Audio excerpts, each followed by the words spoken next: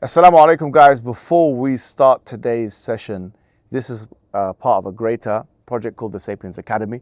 This is one of the greatest academies in the world when it comes to interdisciplinary studies and intellectually defending Islam. I would argue it's the best. It's the best in the world when we talk about things like feminism, liberalism, atheism. Yes, if you want to defend Islam and have information like the ones that you're going to see today, click the link below and go through the courses that we've got in the Sapiens Academy. Assalamu alaikum.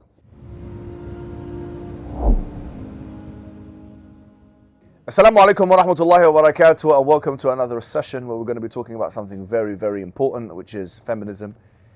And actually, we're going to be speaking about pseudo-Islamic feminism, or what Ali has coined now, I think I have to give him credit for this, the nifaqi feminism, which we're going to come to this, which is the strand of feminism which attempts to harmonize between Islam and feminism, tries to reconcile between those two things, although, as we said, that's a theologically and intellectually bankrupt and impossible exercise. So we're going to be speaking about that, but before we do speak about that, we're going to be speaking about feminism just as a recap and an overview. Obviously, we've done lots of sessions before, as part of the London AO, we spoke about first wave and second wave feminism, etc. And I've written a book on feminism called Fifth Wave Feminism, where I'm responding to intersectional feminist approaches, which is like third wave and beyond. But this is going to be a quick overview, but with some very important information, I think. The first thing I think that we need to say is this. Now, if you go to a lot of the masajid, if you go to a lot of the students of knowledge kind of circles, right? If you go to a lot of the academic centers of Islamic studies, if you go to the Aqidah studies that they study, right, is ancient and outdated, a lot of it. Because what they'll say is, let's talk about the Mu'tazila, for example. The rationalists, the Mu'tazila. Let's talk about Khalqul Quran. Because Imam Ahmad was so opposed to Khalqul Quran that he was put into prison for such and such a thing. Imam Ahmad was put into prison because the people believed in Khalqul Quran, and he said, creation of the Quran, he said, no, the Quran is not created, and he was tortured for that, so we have to go through that. Let's talk about the Khawarij. Although that does have some level of continuity with some of the movements that are happening today. Let's talk about the early Shia. Let's talk about this and that. Although all of these things have their place, I want to submit to the people watching at home today that, frankly, if you go to the average Muslim and you tell them and you ask them, what is the difference? What are the key differences between an Ash'ari and a Maturidi?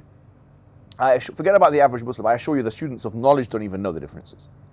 A student of knowledge, if I ask a student of knowledge, give me three differences between the Ash'ari school and the Maturidi school, he will not be able to outline three differences. I promise you. If you go to a layperson, tell them, what's the difference between the Athari and Ash'ari Aqidah? You might be able to squeeze from some of them, or some of them believe that, the Allah is above the throne and the other ones don't believe in that. Maybe. But if you go to any layperson, not just in the West, but in Latin America, in Asia, in the Middle East, and you ask them about the feminist movement, I'm not going to say every single one of them, but a great number of people, especially in the West, probably a majority of people know what feminism is. And they have been affected by it. Likewise with liberalism. But somehow, the Aqidah syllabi have not been adjusted to refute these two most threatening Aqidah aspects. Because look, these are claims to akhlaqiyat, to ethics. They have a separate ethical system. Feminism and liberalism has a separate ethical system, and they affect the iman of the Muslim people. So this is Aqidah studies. Yet the Aqidah syllabi have not been adapted and updated to reflect how to respond to the feminist movement or to feminist claims or feminist attacks against Islam. Although we have found that feminism actually constitutes for Muslim people, feminism and liberalism, those two ideologies, the basis of a lot of the doubts that they have about Islam. For example, we have in Sapiens, this institute here, we have the Lighthouse Mentoring Service. And I asked Luke Yusuf Ponders, who's doing great work there, to tell me what are the five, he's tabulated everything, and I said, what are the five most things that people have shubuhat about, like doubts, destructive doubts about? And 3 out of the 5 were related somehow to feministic ideas. Things about Islam which are not incommensurate with feminism. People have doubts about that. And what we've found is that in Islamic history, or in the recent times, the mashayikh and the ulama and all these, they have an approach which is to try and do some kind of hermeneutical gymnastics, try and get the verse to fit with like popular conceptions. And that's a weak and back-footed and impossible approach. And in fact, it probably leads to more apostasy and shak and doubt and raib than anything else. The correct approach is a confrontational approach to those elements of aqeedah that oppose Islam in a direct way. In the same way as Imam Ahmad opposed the Mu'tazilis. I bid to you and I submit to you that if he was alive today, he would be opposing these. If Al-Ghazali was alive today, he would be opposing these. If Ibn Taymiyyah was alive today, the first thing he'd be speaking about is not Khalqul Quran. He'd be speaking about the most destructive elements of the aqeedah of the Muslims, which is feminism and liberalism, because of the global hegemonic power which has allowed those two ideologies to flourish for economic reasons, which we'll come to. So, let me ask a question to start us all up. What is the definition of feminism? Who knows what the definition of feminism is? Oh, no one knows it. Yeah. What's the definition of feminism? You guys talk about feminism all the time. What's the definition of it? Go ahead. That women are equal to men in every way. That's not really correct. That's not correct. Okay. The correct definition is, yeah? Equal rights for men and women. Yeah, so that it's more of a prescriptive statement. They want there to be equal rights. So equality was correct. That part of it was correct. They want there to be equal rights for men and women, socially, economically, and politically. That's the most basic definition, like Britannica Encyclopedia uses that definition, etc. However, the fact of the matter is that in academia, feminism is not just one strand. You have, for example, liberal feminism. Okay. You have what is referred to as materialist feminism. Now, materialist feminism is like Marxist feminism. Either Marxist or socialist, and both of them are on the same spectrum. Yeah.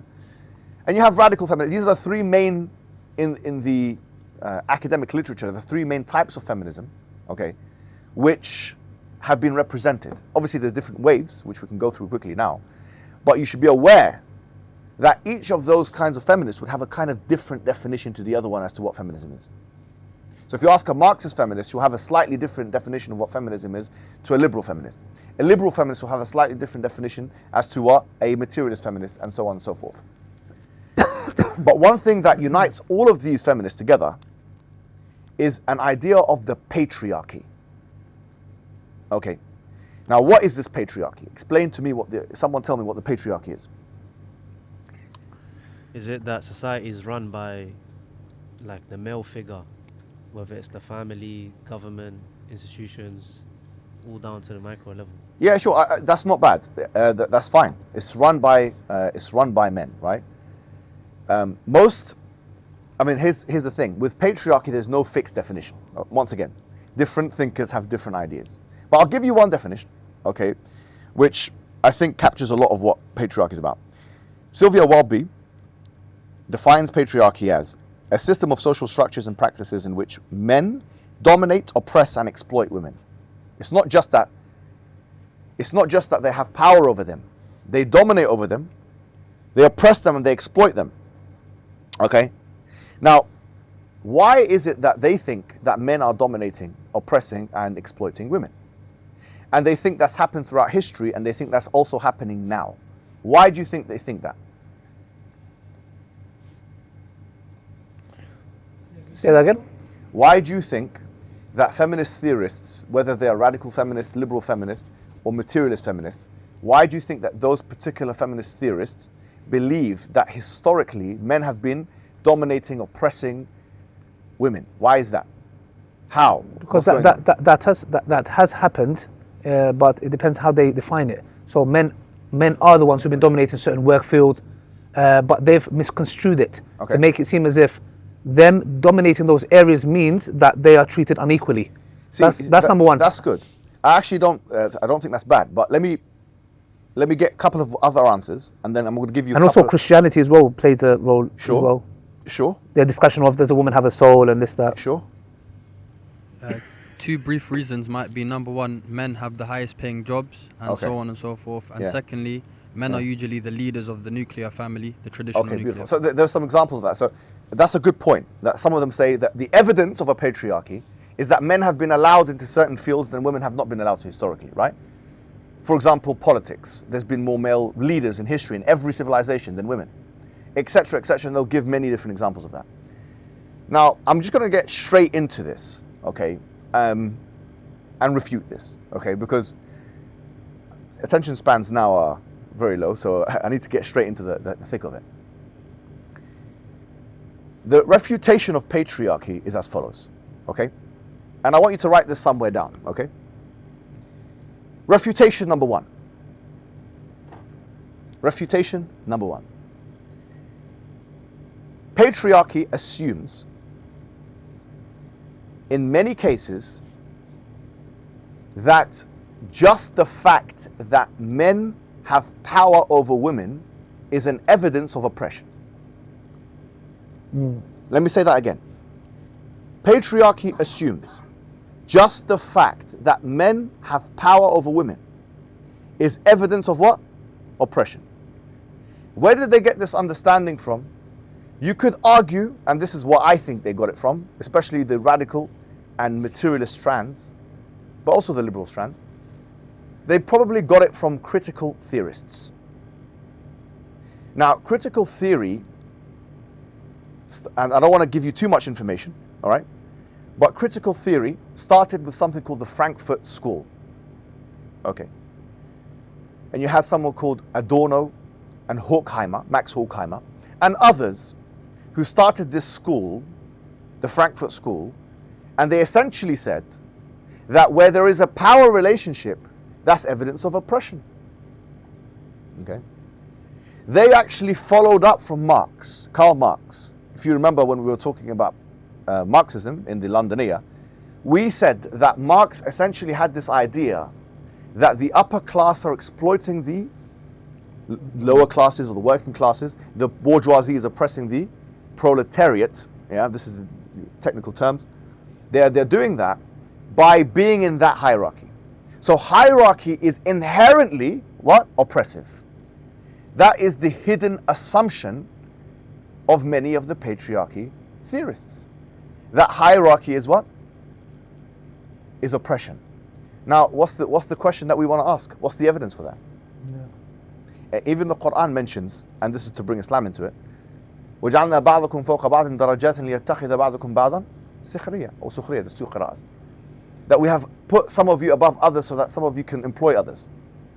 So from the Islamic perspective, hierarchy does not mean oppression. In fact, there's a clear verse. That's probably one of the clearest verses in the Quran that shows you hierarchy cannot mean, because Allah is allowing the hierarchy. Allah is saying here He's allowing the hierarchy to happen. Some people have more money than others. Some people have more knowledge than others. Some people have more whatever than others. Allah is allowing that as an imtihan, as a test for the people. But obviously that's from our spiritual confessional perspective. We're going back now. If they are saying that a hierarchy means oppression, they need to provide what? They need to provide evidence for that, because they don't have any evidence. So the first question that you would ask someone who believes in patriarchy theory is what? Do you believe, first question, put this question down somewhere. Do you believe that just the fact that men have had power, if we assume that they have, and this is a questionable supposition, right? Do you believe that the fact that men have power over women is evidence of oppression? If they say yes, then you ask them what? قُلْ هَاتُوا بُرْهَانَكُمْ. Bring your evidence for that. And you'll see them scramble, because no one has been able to bring evidence for that. What's the question again? Let me say that again. Do you believe power relationships between men and women, where men dominate women through power, indicates oppression from one party to the other? Yeah? If they say yes, we do believe that. Of course it does mean that. So what's that? Evidence for that. قُلْ هَاتُوا بُرْهَانَكُمْ إِن كُنتُمْ صَادِقِينَ. Bring your evidence. You are now proposing that just by the fact that there's a power hierarchy, that there's oppression, you haven't provided any evidence for that, have you? The second, so that's refutation number one. Refutation number one is that the premise is wrong, that power equals oppression. That's refutation number one. Any questions on refutation number one? Well, what's the refutation though? So we're refuting what? What are we refuting here? Yeah, but what's the example you're given? No. What's the main thing we're refuting? That the power patriarchy. Yeah. So we're refuting I'm going to call it patriarchy theory, okay? Which is, I would say, if there was one pillar of feminism, you know how Islam has 5 pillars? Yeah. If there was one pillar of feminism, it would be patriarchy. If you can get that, you can break feminism. Yeah? You can break the whole ideology. So I'm giving you refutations for how to break patriarchy, because if you can break that one, you break everything. The first thing we said, patriarchy assumes that men dominate women, and that equals what? Oppression. We said that they probably got this from critical theorists. Like who? What school? What's it called? The Frankfurt School. Yes? And then you can research that in your own time. And some of them go for the postmodernist school, but I'm not going to go, that's a bit too deep for now. Which assumes that power equals what? Oppression. Oppression, right? Okay, excellent. If power equals oppression, what's the evidence for that? We only have one question, because you're making a claim, right? That the men have had power over women, and that means that they've oppressed them. Okay, what's the evidence for that? You see, the second refutation, which I thought about when I was in the shower. Usually my best ideas come there, yeah? Is, okay, why do they say men have power over women? Because they're stronger than them, because they're in certain industries that they're not in. They give a variety of different examples. Let me ask you guys a question. Is there a power relationship between a mother and a child? Yeah. Yes, there is. Who's more powerful, the mother or the child? Mother. Is that the case cross-civilizationally? Yes. Yes. Is that the case historically? Yes. Yes. So you could say throughout history, mothers have had power over children, right? Yeah. Even when they become adults, they have power still over them, over influence, right? So why is there not a word to describe this phenomenon, just like there's a word like patriarchy? Yeah. Since you are against all types of power hierarchies, then why are you allowing mothers to have power over children? Or is it only when men have power that you have a problem? But when women have power, you have no problem. And that's interesting, because they can come and say, yeah, but mothers tend to love their children and they won't oppress them. But we know through NSPCC that women are the ones that more likely to abuse their children. That's a good point. Yeah. But the point I'm making is that they're going further than that. They're saying any power hierarchy means what? Oppression. Didn't they say that? Yes. So if they say any power hierarchy equals oppression, if a mother has a power hierarchy, therefore a mother's doing what? Oppression. Now, I'll be honest with you, because I have to be, for the sake of honesty, some of them will admit that. Now, I was in the gender studies department for postgraduate for 1 year. People don't know. When I wrote my book, actually, I spent a whole year doing gender studies with the transgender people and these guys. I was there for a year studying. And in fact, when I did the book, each of those little essays that I did were essays that I handed in, they reviewed it, and then I made it into a little book. And all of them got, alhamdulillah, excellent distinction marks, as you would expect. But nevertheless, I actually brought this up in a seminar, in a way, and a lot of them bit the bullet with it. And I was surprised to see that they bit the bullet. They said, yes, I agree. And the ones who would bite the bullet with it are the intersectionalist feminists. Third wave feminists, some of them will bite the bullet. I say, yes, mothers have been oppressing children. And that's why there should be an equality even with that. And you'll find some of that being now echoed, by the way, in Netflix series and stuff. And there should be a whole program done on Netflix series and how Netflix influences through third wave feminism these ideas. Like, for example, they'll make the child be the one who has to make the decision, and the parent is the one who has to listen, and there's an equality between child and parent. They're clearly putting that forward. So some feminists will bite the bullet on that. But my criticism is, why is there no word for this? Okay? There's a word for patriarchy, but there's no word for the relationship between mother and what? Child. Yes? Isn't the argument clearly lacks of dependency from child to mother, whereas with man and woman? Yeah, but there's dependency there as well, because if the vessel of the man is stronger than the vessel of the woman, then there's clearly dependency from one another. And it doesn't matter if there's dependency or not, biologically. For them, they only care, that these particular ones only care if there's power. It doesn't matter how the power got there. If there's power, then it's oppressive. Do you see? So if they're saying it doesn't matter how the power got there, whether it's biologically justified or whatever, they don't care about any of that. The question is, if there's power, they say power is evidence of oppression. Okay? So I'm saying if power is evidence of oppression, the mothers have been oppressive for the last 5,000 years of civilization, human civilization. And beyond, actually.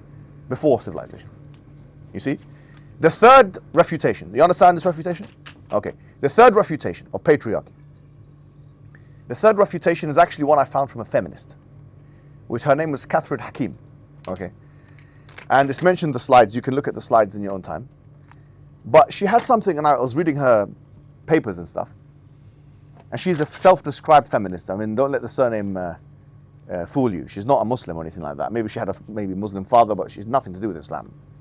She's a proper feminist. she had something called preference theory. A very interesting thing.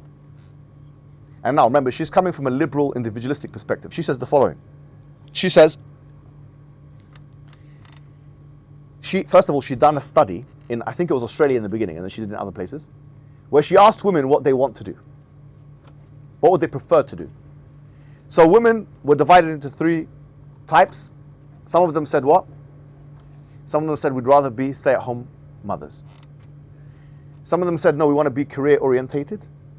And the vast majority wanted to do a bit of both, part-time work and rearing the children. This is Western women, white women, right? And then she said that the patriarchy assumes that for human history, or that it assumes that the reason why women are not in the workplaces they want to be in is because they've been stopped, but the fact is they've preferred it. Do you understand this point? The assumption is women have wanted to go into the military, have wanted to be in politics, and they've been stopped by men continuously and systematically. But what she's saying is that actually the fact that when you ask women today what they'd rather do, and there are some women that say that we would rather stay at home, or some of them that say that we'd want to do part-time work and be with the kids, it shows you that it's something that they prefer to do, and obviously you can see for biological reasons why that would be the case. Do you see the argument here? Yeah. So the patriarchy assumes, a lot of the definitions of patriarchy assume that there's been some suppression by men. A lot of them have that word in there, subjugation, suppression. That men have subdued women and stopped them from doing what they've inhibited them from doing the things that they've wanted to do. But what it fails to understand is that actually women have chosen those things. And imagine if that's women in the modern world after feminism, imagine in the pre-modern world when there was no such thing as feminism. Imagine the numbers of women that would prefer to be women, mothers. Imagine the amount of women that would be much higher than that. So preference theory can be used as a way to show that you guys assume that women have been stopped by men from doing all these things, but the fact is historically and contemporaneously, they've chosen to have children and have adaptive roles. Yeah. And bearing in mind that if we go the past decade, there was more insecurity and instability in societies, Yes. With wars and stuff. It's not like Exactly. you had Tesco around the corner, Exactly. police officer, a mechanic Exactly, coming in. exactly. They relied heavily on men, Exactly. and more than they did today. So Exactly. maybe they can make that. So if in With today's war, it becomes more. if today's time they have those privileges, they are still wanting to go to the workplace. Imagine how would it been back then when they solely relied on a man. Perfect. So do you remember that? So this is a good point. Yeah. Refutation number 1 was what? Of patriarchy. Patriarchy assumes that in many cases that the men having power, a woman is. No, sorry. Do you believe power relations between men and women indicate oppression? Yeah. Yeah. And So what's our point? we said that the child and the mother. How do you prove that first? We asked first, how do you prove that hierarchy equals what? Oppression. oppression. You can't prove it. Yes, you can't. Yeah. Okay, number 2 is, we said, if hierarchy equals oppression, then why mothers are not oppressing children throughout history since they have a power hierarchy of them, yeah? The third one, and we said some intersectionists will bite the bullet, Yeah. and they have bitten the bullet. The third one, we said what? We said preference theory. Catherine Hakim, she makes the argument, she's a feminist herself, that women are choosing to go into these vocations. They are choosing to rear children. There's a fourth one, before questions, one more, and then I'll... Not question. Yeah. Maybe this adds on Go to on. it. We can see many examples in power dynamics that the children and women are saved first. That's a good point. Can we add there? Well, Because, yeah. or is it something else? I will mention that. Is that to this point or something There's else? a fifth one. That's number 5. Oh. We'll come to that number 5. It's Okay. good that you reminded me, actually. Number 4, before number 5, is the intersectionalist refutation. So feminists themselves refute the patriarchy. Okay. Now, just to remind everyone, there's, let's say, 3 main waves of feminism, for the sake of argument. The fourth wave feminism is not really much. It's nothing to talk about here. First wave was what? Who remembers what the first wave of feminism was? Equality between the sexes? In what sense? What was the main Social, what was the main economical- area? The first wave. When was it? What was the main focus of the first wave of feminism? No, Voting. voting. Yeah, voting. Yeah, this was the suffragettes, the suffragists, and all this kind of stuff. Yeah. Some scholars, they say that the first person who started the first wave was Mary Wollstonecraft, who wrote A Vindication of Women's Rights in 1792. Okay, so they date it around that time, but really where the first wave took prominence was in the enfranchisement movement, where 1792 or 1972. 1792. Yeah. So the enfranchisement movement was in the early 1900s. Okay, so that's when women got the vote in 1914 in this country, and 4 years later in America, and then in 1924, women over the age of 18, first it was 35, then it was 18, so etc., etc. The first wave movement was focused on that, and we spoke about how it was a racist movement. It was anti-black. Yeah. Elizabeth Stanton was saying, for example, that the black man should be, because the black people had the vote before whites, women, by the way, in America. Black people had the vote before what? Women. And one of the cases that she was making, Elizabeth Stanton and others, was how can this black man, the son of a slave, that's a direct quotation, son of a slave, how can he have the vote before me, before us white women? How? What's her name? Elizabeth Stanton. Stanton. Yeah, it's in the slides. You'll find it. So how could this black man have the slave thing before me? So the first wave feminist movement, right? The first wave feminist movement was all about the vote. Some call this equity feminism. We don't have as much a problem with this, by the way, from an Islam perspective, as we do with the second and third waves. The second wave was Germaine Greer and Betty Friedan, and now you have abortion, the sexual liberation, and all these kinds of things, and equal pay. But then you had the whole domestic drudgery, and the mother was being deprecated, and being in the home was some kind of an oppression, and all that kind of stuff. Simone de Beauvoir, the second sex, etc., etc. Then you had third wave feminism, which is the intersectionalist approach. Okay, the intersectionalist approach is where they start talking about transgenders, etc., etc. Now, third wave feminism started in 1984. Most people say that, with Kimberly Crenshaw, who had this idea of an intersectionalist approach. And her point was, and I'll tie this to the patriarchy, she said the following. She said that, and actually she had a refutation of the patriarchy herself, Kimberly Crenshaw, yeah, who's like, in a way, the main figure that separated the second and the third wave. She was a lawyer by profession, I believe. And she said that, well, actually, a woman is not just a woman, is she? She's a woman, she could be black woman, she could be old or young, she could be gay or straight. This is the language they usually use. These are the four main things they usually mention, yeah? Sexual orientation, age, sometimes they bring in disability, but usually those four things, yeah? So they say, we can't just look at oppression and power dynamics by men versus women.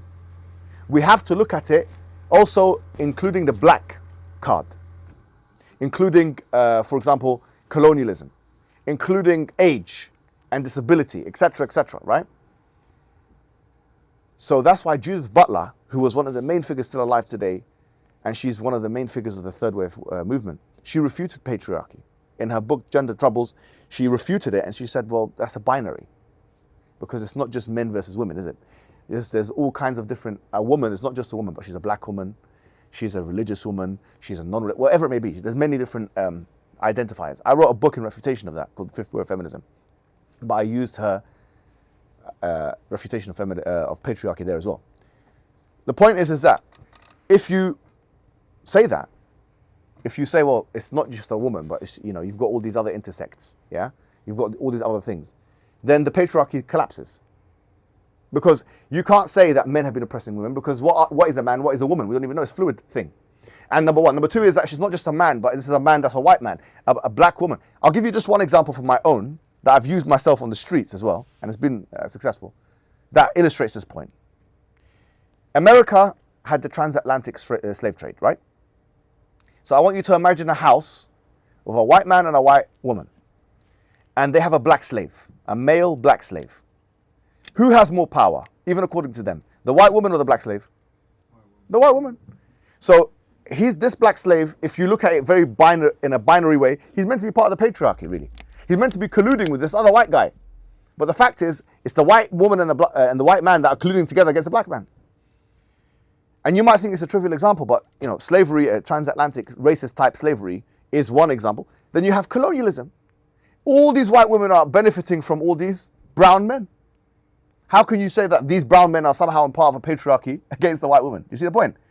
So when you look at it in a more complex manner with all the different intersects, the intersectionist approach says that patriarchy itself kind of collapses. That's why you'll find a lot of the second wave feminists, they really have a gripe with the third wave ones. There's a fight between them, actually.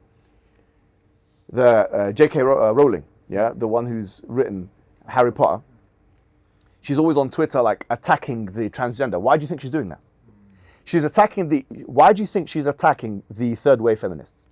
Why do you think Germaine Greer, who wrote The Female Eunuch, one of the biggest figures of the feminist movement, why do you think that she attacks the transgenders? Why? Because she understands that the moment you say the gender's fluid, you destroy the patriarchy, you're destroying our ideology. Yeah. You're annihilating our religion. Do you see the point? That's why they have infighting. But we use that infighting to our advantage, because it constitutes the fourth refutation of patriarchy, which is that a woman is not just a woman, is she? She is many different things. And how do you know that that men are oppressing women in the ways that you've described when you have all these other intersects? Yeah. The fifth one is what you mentioned, Ali. And this is something which Warren Farron, when he wrote, and we'll go through a bit of a reading list here, that he wrote in The Myth of Male Power, and I think it's a book that everyone should read. This book is one of the, there's 6 books I think everyone should read, yeah, about like feminism. And this is one of them, The Myth of Male Power, Warren Farron, yeah. It's a classic. And he says, okay, look, he makes a couple of arguments like the ones that you're making, right? One of the arguments is, that he makes, he says, men have been forced to do things in history. For example, conscription. This is his famous example. And Jordan Peterson takes his examples and he takes his arguments and copies them. He's actually interviewed him once, but he never gives him credit for the arguments. It's not his arguments, it's Warren Farron's arguments. He wrote 2 really good books, The Myth of Male Power and The Boy Crisis, both in the reading list of 6 books to read about this. You should read them cover to cover, excellent books. But he makes the point. He says, men have been forced to go into the army. It's called conscription. They've been forced. So why is that considered to be power? He says, you are defining power in the wrong way.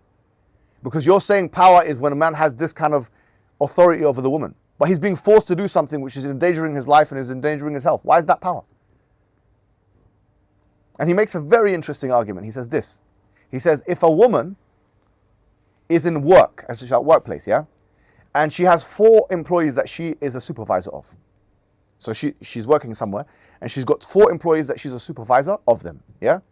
And then the manager says to her, listen, you're going to be in charge of 10 people. Yes? Or let's say 6, 7 people, whatever it is. She's going to see that as an expansion of what? Power.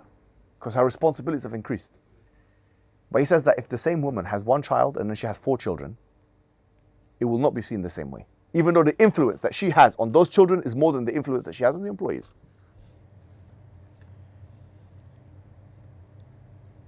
Can you see how their religion crumbles when you scrutinize it? You see this, now we're going to come to the Islamic feminists and all the pseudo-Islamic feminists, the feminists. But before we get to them, we have to understand what religion they're adopting, consciously or unconsciously. And before I get to that, I want to mention also the books that I think everyone should read, okay? So the books that you should read, if you want to further your knowledge on this topic. First book, I mentioned already, The Myth of Male Power by Warren Farron. And the other one is The Boy Crisis by him. Yeah, I've already mentioned some of the key points relating to the myth of male power, the arguments that kind of he makes.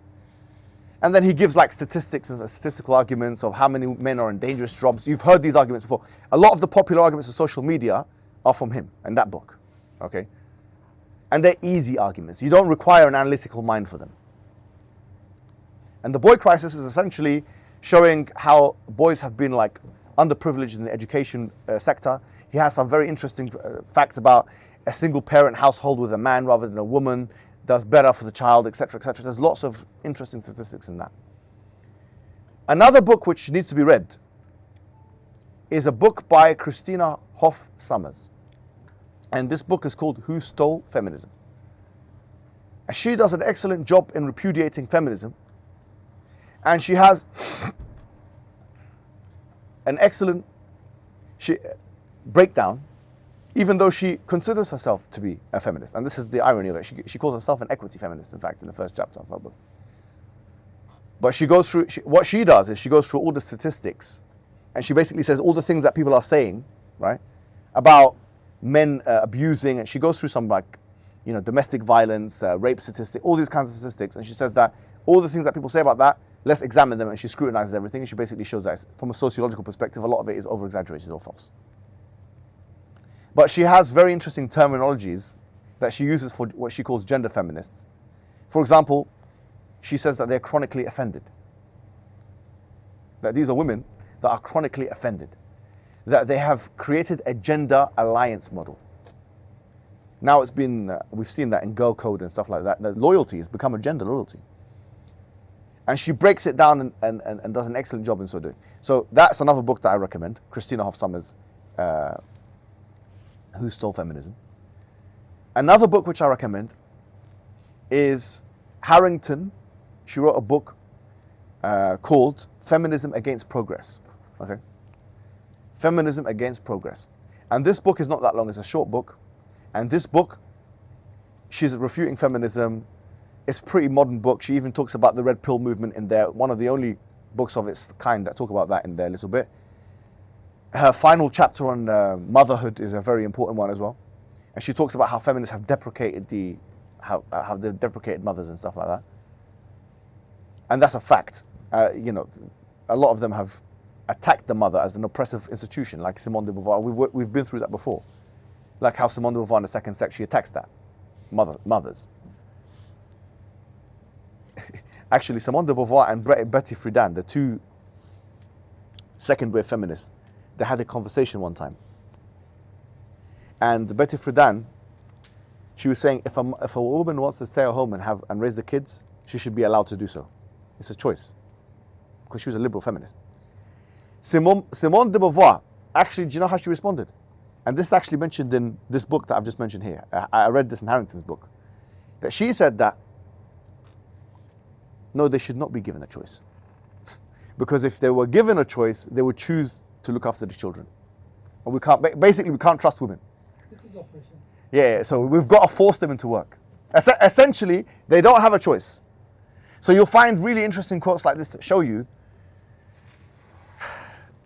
how the feminist logic crumbles. Because from one side, they want them to have agency, and from another side, they want to portray them as victims. So they're the heroes and the victims at the same time. It doesn't make any sense. Question? So that's the infighting, right? Yeah. That's the infighting, some of the infighting that's happening. But the second wave feminists are broadly kind of aligned. It's more the second and the third wave feminists that there's been more, more significant infighting. So that's one thing. So what did we say? We said The Myth of Male Power. We said The Boy Crisis. What else? Against Feminisms by Christina Hoff Sommers. We said Who Stole Feminism Against Progress. Another really good one. Actually, Daniel Haqiqatchi recommended it to me, and I read it in its entirety. But it's not that big. It's a book called A Case Against the Sexual Revolution by Louise Perry. Now, it's called A Case Against the Sexual Revolution, and her name is Louise Perry, and she's a feminist herself. Once again, a lot of these are internal criticisms of feminism. And Louise Perry basically makes the case that feminism is in the male interest, actually. She makes a very interesting case. She says feminism is in the male interest, and in the first chapter, she talks about Hugh Hefner. By the way, the fifth chapter, avoid it, because it's too graphic. She talks sexual stuff too much there. Chapter 5, just avoid this one. I know that's the first one you're going to read.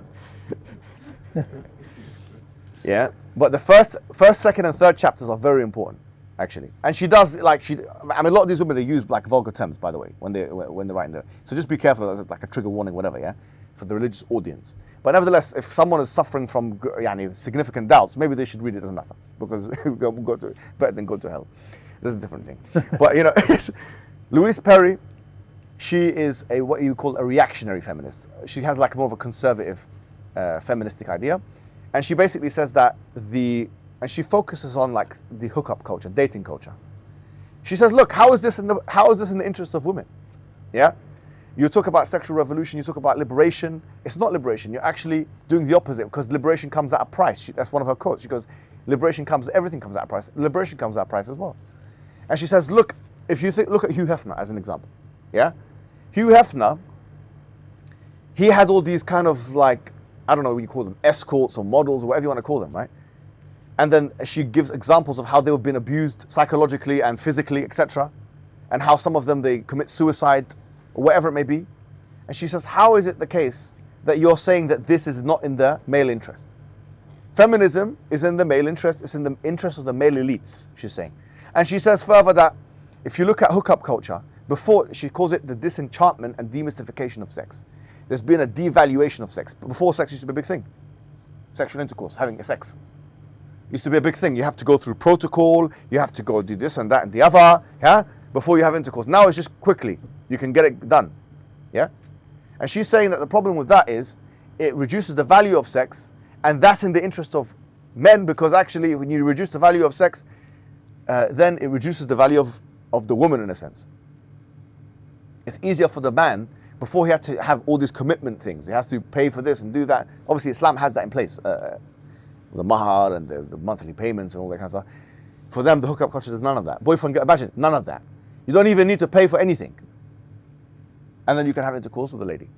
And she even looks, very interestingly, and Harrington also mentions this in her book, both of them love this statistic, but it's an interesting one. She looks at sorry to say, and this is a bit of a crazy thing to say, she looks at the amount of women that have orgasms in a casual relationship. So, you know, men, if you have a casual relationship, then they can have an orgasm in a one-night stand. She mentions that Harrington mentions the same statistic, that only 10% of women orgasm in a casual relationship. So she's basically making the case that she's not even benefiting sexually. So she's not benefiting financially. She's not benefiting psychologically, and she's not even having a good time. Do you know what I'm trying to say, Akhi? Because you can make the argument, and I'm sure there's studies out there we can look at, that when a woman is in a long-term relationship with one person, she develops love and stuff, and oxytocin, it's easier for her to feel relaxed in that context. Just having intercourse with a stranger man, statistically, as we have seen, has not been a good thing for her. She hasn't you don't enjoy it. Yeah. She's the more likely to be 90% chance she's not gonna orgasm. And not only that, she's more prone to danger, rape, abuse. What's that blackmail? Was it porn? They use their images to blackmail. What is it? There's a word for it. You're talking about revenge porn. Revenge porn. Yeah, absolutely, yes. absolutely. Let me see if there's any other book that I should have mentioned. One of them, I've already recommended this one to you. I think one of the important ones. No, we'll look at we've got it in the slides. We've got it in the slides. Yeah. We've got there in is, the but you slides. said ignore it. We've got it in the slides. Huh? We've got all the books in the slides, so you'll be fine. One of the sixth book, is called The Miseducation of Women by James Tooley, and I've already recommended that to you, Ali. Yeah. That's where a lot of the information, but he does a good job in showing the same thing. He shows that how feminism has not only been in a male interest, but actually feminism has harmed the woman. Yeah. And that's why I found originally that very seminal study that was done on 100,000 women. I saw it in his book, and then I traced the bibliography. The Blanche Flower and Oswald study, which is a very important study. It's the biggest study that's ever been done. 100,000 women in America and England were asked from 1970 to 1990 if they felt, because obviously after everything was put into place, the second wave feminist movement happened in the 60s, and the 70s to the 90s, we're now seeing if there is a increase in their well-being. And we have found that actually, according to that study, and according to the founding mothers of feminism, second wave feminism like Betty Friedan and stuff, actually their happiness went down. And sociologists now have a term for this. They call it the paradox of female happiness. How is it the case that you have more rights, but you have less happiness? They consider it to be something of a paradox. So you can see here with these books, what you'll be able to equip yourself with is the knowledge of how feminism benefits men. First of all, it's been allowed by men.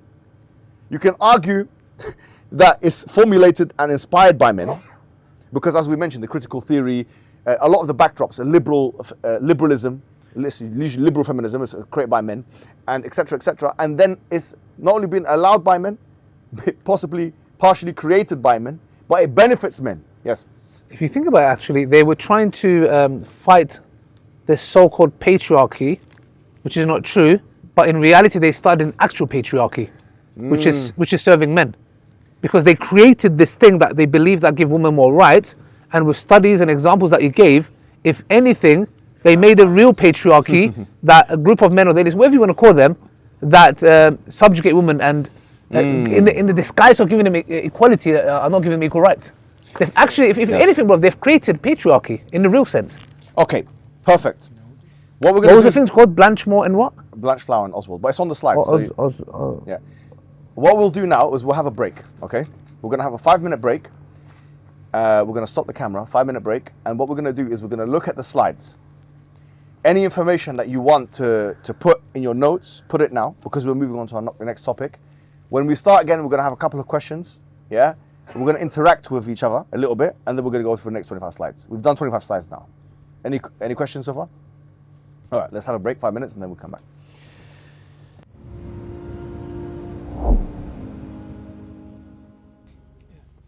All right, so any questions regarding what we've just discussed? Yeah. I think what's important as well, even though we all know it, is that alhamdulillah, Islam gave rights and protection to women. Yeah. So we don't need feminism. That argument that feminism, protects women and gives them rights and empowers women, of course, it's a misguided understanding. However, it's also important to promote and to also make clear the verses in the Quran and the Hadith, especially in this contemporary times, of how Islam empowers and protects and give rights to women. Yes. That is suitable and that is perfect for suitable and adaptable for the women of today and the women of the past. Well, that's what we're going to be doing a little bit of Okay. in this segment as well. Great. Because we're going to be deconstructing some of the things that Islamic feminists say, Yeah. who are we refer to as pseudo-Islamic feminists, because they're not actually following Islam. Super feminist. Pseudo-Islamic, or we call them nifaqi, for the Gen Z terms, we can use that, because they're indulging and engaging in some level of nifaq, really. They're being actually hypocritical to both Islam and feminism. So they're not even faithful to feminism when you combine the two, because there's contradictory elements. Yeah. Islamic feminism at the academy, according to Margaret Badron, she's one of the people who spoke about it, and this is in the slides as well, refers to a phenomena where there's reinterpretive work done, okay, in order to create gender equality, as she calls it, within Islam or using the Islamic texts. The main forerunners of feminism in the academy, Islamic feminism, two main women. One of them was called Fatima Mernissi, okay, she's Moroccan actually, and Amina Wadud, okay, she's based in California, in the University of Berkeley.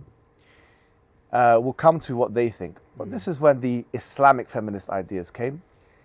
For me, my categorization of Islamic, pseudo-Islamic feminism is divided into three: nifaqi feminists or pseudo-Islamic feminists. The third is the most severe. I'm going to call them type 3. Right. Okay, so now why this is important, we've covered a lot of theory now. We're going to be moving into a practical thing, Like by the end of today, we're going to be talking about strategies of how to deal with it in the Muslim community. That's what we're going to be going towards, yeah? But before we do that, we need to understand the scope of the issue. And to do that, I think it's useful for us to have a categorization. Okay? So, by the way, when I say feminist, I'm not talking about women here. Because you can be a male feminist. Of course. Okay, feminism is a gender neutral thing. You can be a male feminist. Type 3 feminists, for me, are individuals who reject either one ayah of the Quran or a collection of hadith because it goes against the feminist sensibilities. An example of that is someone like Amina Wadud. She looked at chapter 4 verse 34, الرجال قوامون على النساء بما فضل الله بعضهم على بعض, the ayah that says that men are the maintainers and protectors, or the in charge of women, however you want to translate. And she says, I had a conscientious gap, and I said no. Which means she rejected the ayah, which takes her beyond the pale of Islam. She's kafir. She's become murtad, actually. She has become beyond the pale of Islam. You've left Islam. Because now you've imposed your own ideology on Islam rather than the opposite. The Quran has moved away from being al-hakim, the judge, and it's now al-mahkum, the judged. And the Quran is not meant to be judged. If you truly believe that the Quran is from Allah subhanahu wa ta'ala, then you don't believe that it's possible for an ethical system to come outside of the Quran and Sunnah. It's not possible to believe that. أَمْ شَرَعُوا لَهُمْ مِنَ الدِّينِ مَا لَمْ يَأْذَنْ بِهِ اللَّهِ. Have they legislated for them in the religion what Allah has not given permission to? So this is an example of an extreme form of, and we'll come to how to deal and identify those. Men and women. How do we identify in a marriage meeting, in a discussion, in application, how do we identify these type 3s? Because they're the most dangerous ones. Imagine a marriage with somebody like that. They're raising your children. They're going to give those ideas to your children. That now you're going to reject the hadith. And the reason why they reject the hadith is because it's patriarchal. And we've already refuted patriarchy in what followed with our refutations of it. But because you've adopted that ideology, you've rejected the hadith. And why have you rejected the hadith? Because there's a hadith that says you have to obey your husband. Although the ayah itself, chapter 4, verse 34 says, فَإِنْ أَطَعْنَكُمْ فَلَا تَبَغُوا عَلَيْهِنَّ سَبِيلًا. If they obey you, then don't have any cause of action against them. Which shows you what? That woman should obey, the wife should obey the husband. It's mentioned in the Quran. So they reject the hadith because it talks about obedience, but the word obedience, they don't realize, relating to the husband is mentioned in the Quran. So if they were to be consistent, they would reject the Quran. And frankly, the Quran has more severe rulings from a feminist perspective than the hadith in many of these things. Polygamy, the mirath, all of that is in the Quran actually. Qawwama, all of that is in the Quran actually. So if you are so offended by what you found in the hadith, about whatever it is hadith you didn't like, then the Quran has similar content, frankly. It has similar content and ahkam. But you have disbelieved in the Quran. But you're pretending to be a Muslim for cultural reasons. For cultural reasons, and you're too cowardly and ignoble and dishonorable to announce your kufr and your riddah. Actually, the apostates are better than you, because at least they have the courage to explain to the world that they don't believe anymore. They have a more honorable position, especially in the West. There's nothing, people don't, when was the last time somebody in the West got killed because they apostated? I have not heard the story. And these people should show themselves and reveal their cards and tell us what they really believe. This type 3, severe types of nifaq, feminists, pseudo-Islamic feminists. Now type 2 is a dangerous one. We went type 3 is extreme. I don't think that many people, inshallah ta'ala, we don't have any studies on this, in the Muslim community are type 3.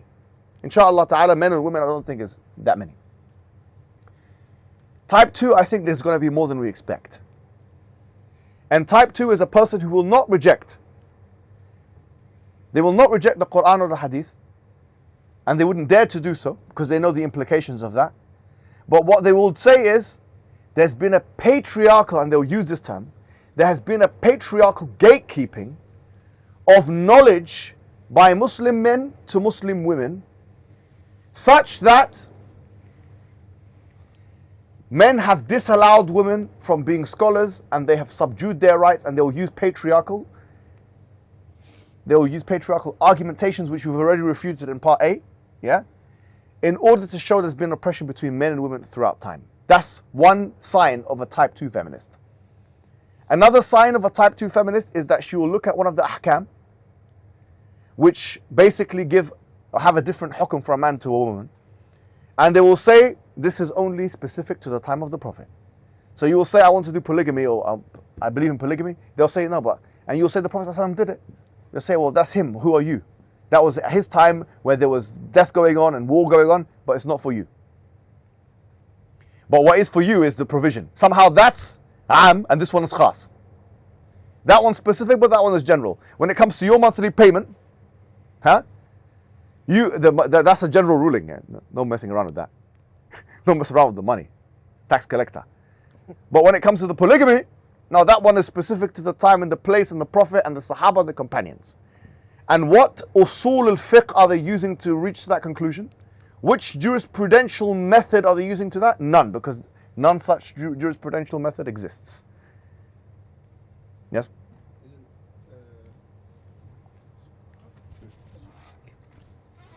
isn't the argument here that the spending on the woman is from her rights of marriage, but a man practicing polygamy isn't necessarily it's his right. They wouldn't make the argument like that. We're not saying whether an individual person should or shouldn't.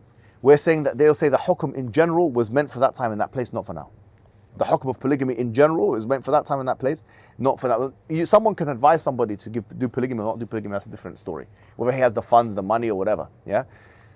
But what I'm saying is that a marker of a type 2 pseudo-Islamic feminist or nifaq feminist is that they will specify all the laws that relate to gender disparity. They'll specify it to the time of the Prophet and the Sahaba. They will say that it's not applicable to our times. And there is no jurisprudential reason for that. There's no consistent muttarid, usul fiqh that they can use to make that point. You see the point here? Of course. Now, once again, we said that it could be a man or a woman that's a feminist. And a man can be a feminist type 2 as well. How? He can, for his own interest, say, well, I don't believe in providing a provision. We've changed our time. The times have changed, actually. And you should go to work. I should go to work, and we should jointly contribute to the house. That's a feministic statement. Because you're saying, oh, that ruling was for that time and that place. So a man can also exhibit type 2 feministic behavior, and a woman should see that. Like in the marriage meetings or so, she should suss that out, whether he's like that or not. Where he believes that provision now is a joint enterprise of the man and the woman. Yeah?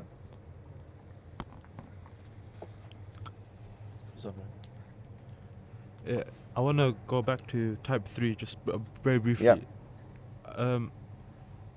None of us are mujtahid here, but let's say, for example, we exhibit a type 3 feminist and who's one of the muhajjabat, who has the hijab on, comes out vehemently online, rejecting clear-cut ahadith, right? And she sounds logically sane, or he sounds logically sane, and his aql has intellect, right? Can the layman, either on social media or in public, be like, no, sorry, this is kufr, you're a kafir? Of course. There are points where the layman should we do that? If the person rejects an ayah, sariha, it's easier for the layman to do that. Because if the person rejects a hadith, I wouldn't say the layman should do that. That's why I said a collection of hadith. And it's a very important distinction. Because rejecting one hadith does not make anybody a kafir. Just to be clear about that. What about directly or implicitly insulting the Prophet ﷺ when it comes to certain hadith? That needs to be looked into as a case by case. But what I'm saying is that in terms of rejecting an ayah sariha, a clear-cut ayah, say like what Amina Wadud said, I don't believe in this ayah. I said no to the ayah. Essentially, there's not much room for excuse making here. And the reason why it's important for the layman sometimes to just take the plunge and say that you're a kafir.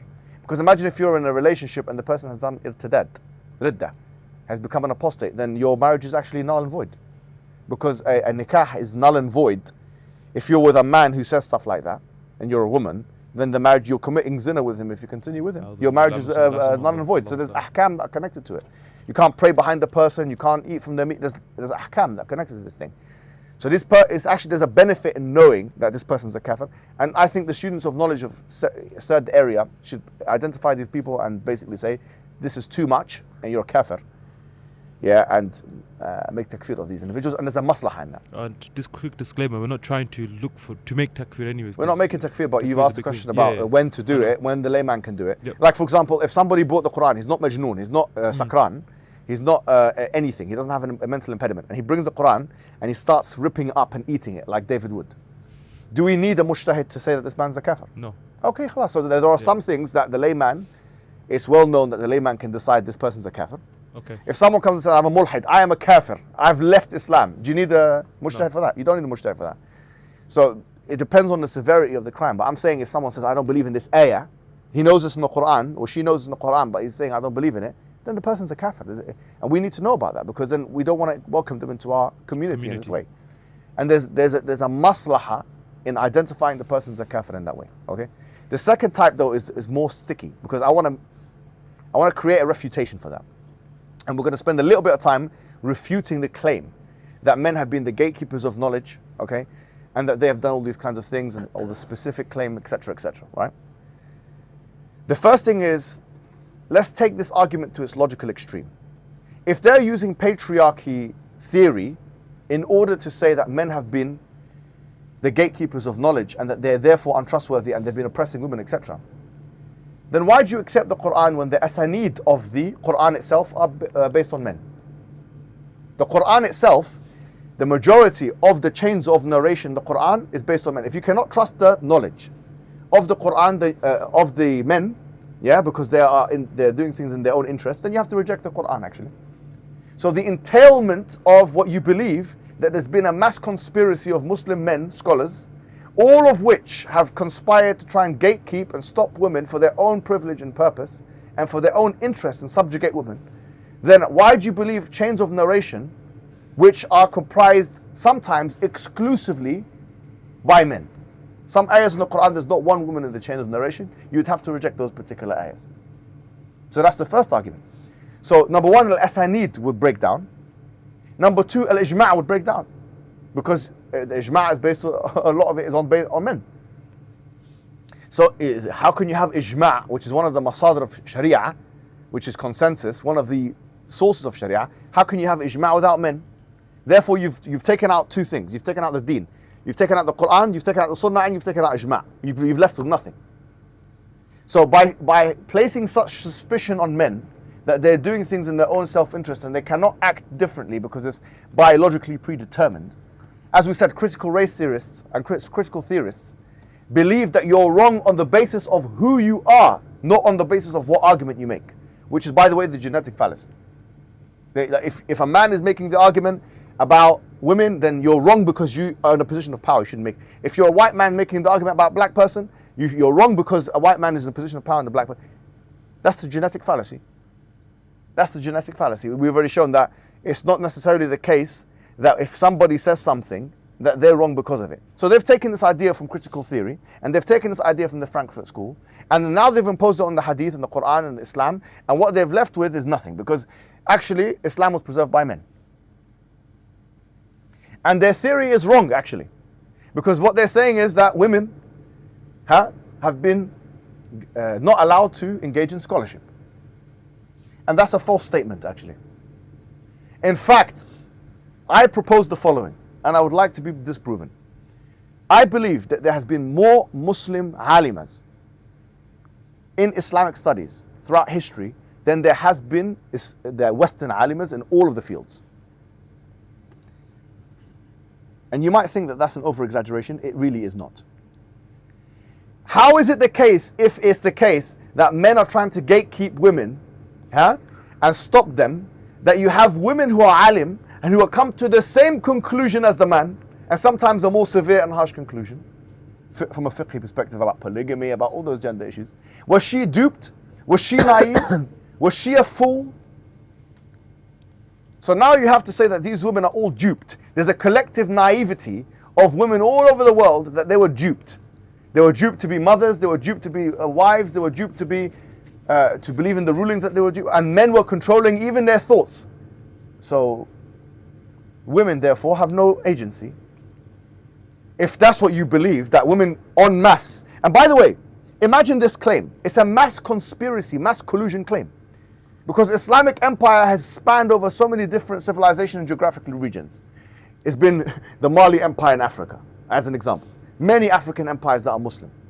North African empires that are Muslim. Spanish empire that's Muslim. It went from Spain to China, yeah? The Turks, this, that, the Persians. All of those men, the Turks and the Persians and the Africans and the Ottomans and the Europeans and all of them, the Arabs, all of them together, they conspired and they colluded to stop women from learning together. They came together and they made this plan. That we have to stop the women from learning, because if we make them learn, they will go and get their rights and they will know their rights and they will attack us with their rights. That's a racist, essentialist claim, actually. All of these men from all of these races, they have to get it wrong. So by being a feminist, you have to be essentialist. You have to essentialize all the men together. Bunch them all together. All of these different men from all of these different civilizations.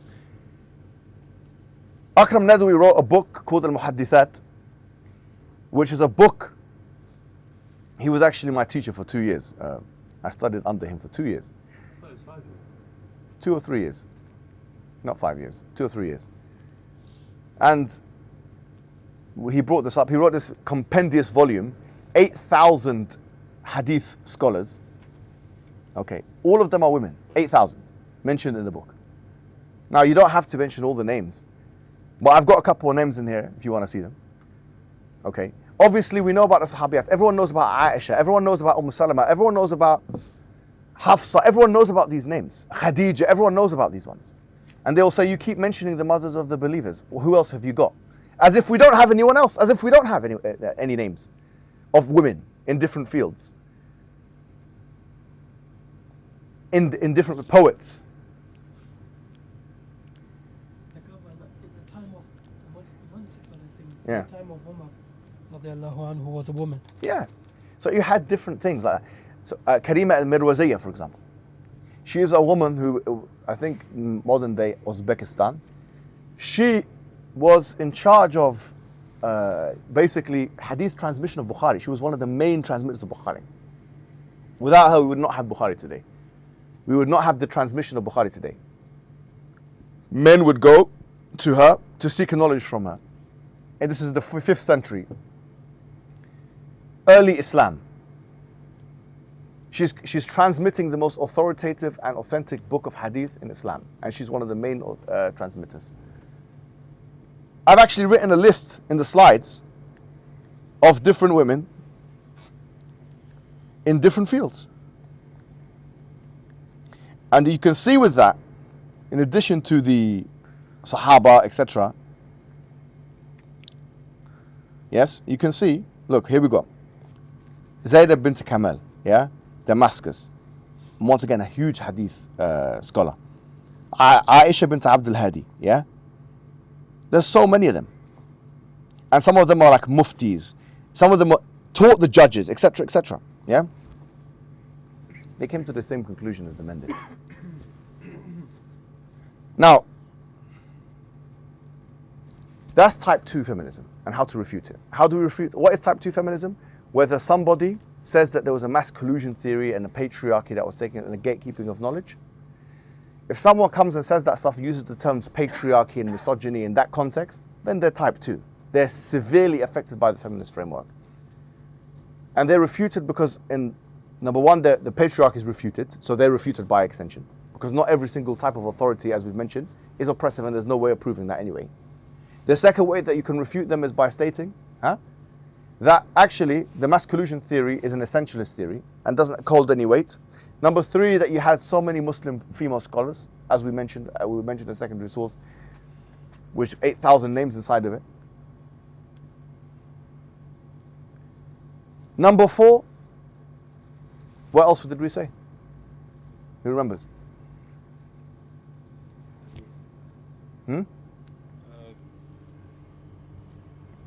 From what you said before, that they claim, the type 2, they claim women have not been allowed to be involved in Islamic scholarship.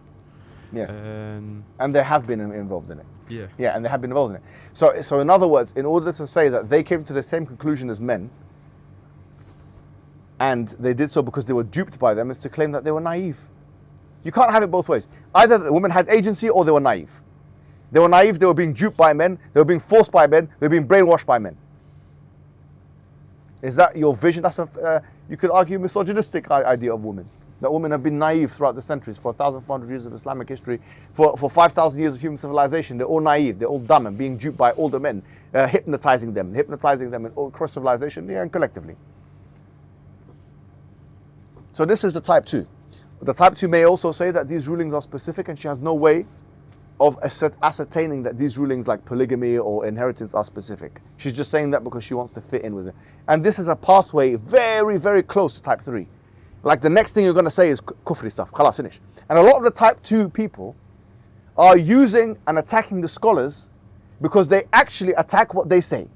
And what they say is based on Quran and Sunnah, and because they know that the Quran and Sunnah says certain things they don't agree with, and that if they say it like that, they will make the kufr will happen on them, takfir will happen on them. They just use the scholars as a scapegoat.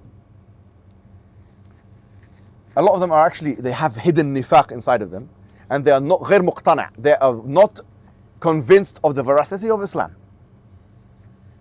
The proposition that Prophet Muhammad ﷺ came in the cave and that the angel came to him, and that he said Iqra, and that was from Allah, and that was the angel said that stuff, they don't believe it 100%. They wouldn't put their life on it. They're hedging their bets. A lot of them are hedging their bets. Maybe Islam is true, maybe feminism is true, maybe Islam is not true. And their unconscious mind potentially, and remember this could be a man or a woman, right? Their unconscious mind is playing games with them. They're trying to hedge their bets. Whether Islam is true, I'll do this much, so that if Islam is true, that I'm not kafir, Pascal's wager. But then if it is like they're on the precipice of it, they're on the cusp of it. Someone can convince them to be type 3 easily. They're very susceptible to become type 3. Type 2s are dangerous. They're in a position you don't want them as a wife. If you're a religious person who believes in Quran or Sunnah, and you don't want them as a husband, why would you want someone who says that stuff as a wife, raising your kids? Raising them with a shubuhat. Now, obviously, if you've got kids with them already, that's a different discussion. That's different. As we said, the nuclear family is more powerful, and there's information about that, and we don't want to cause any divorces today. But if you don't have any kids with them, then it's better to remove them from your life.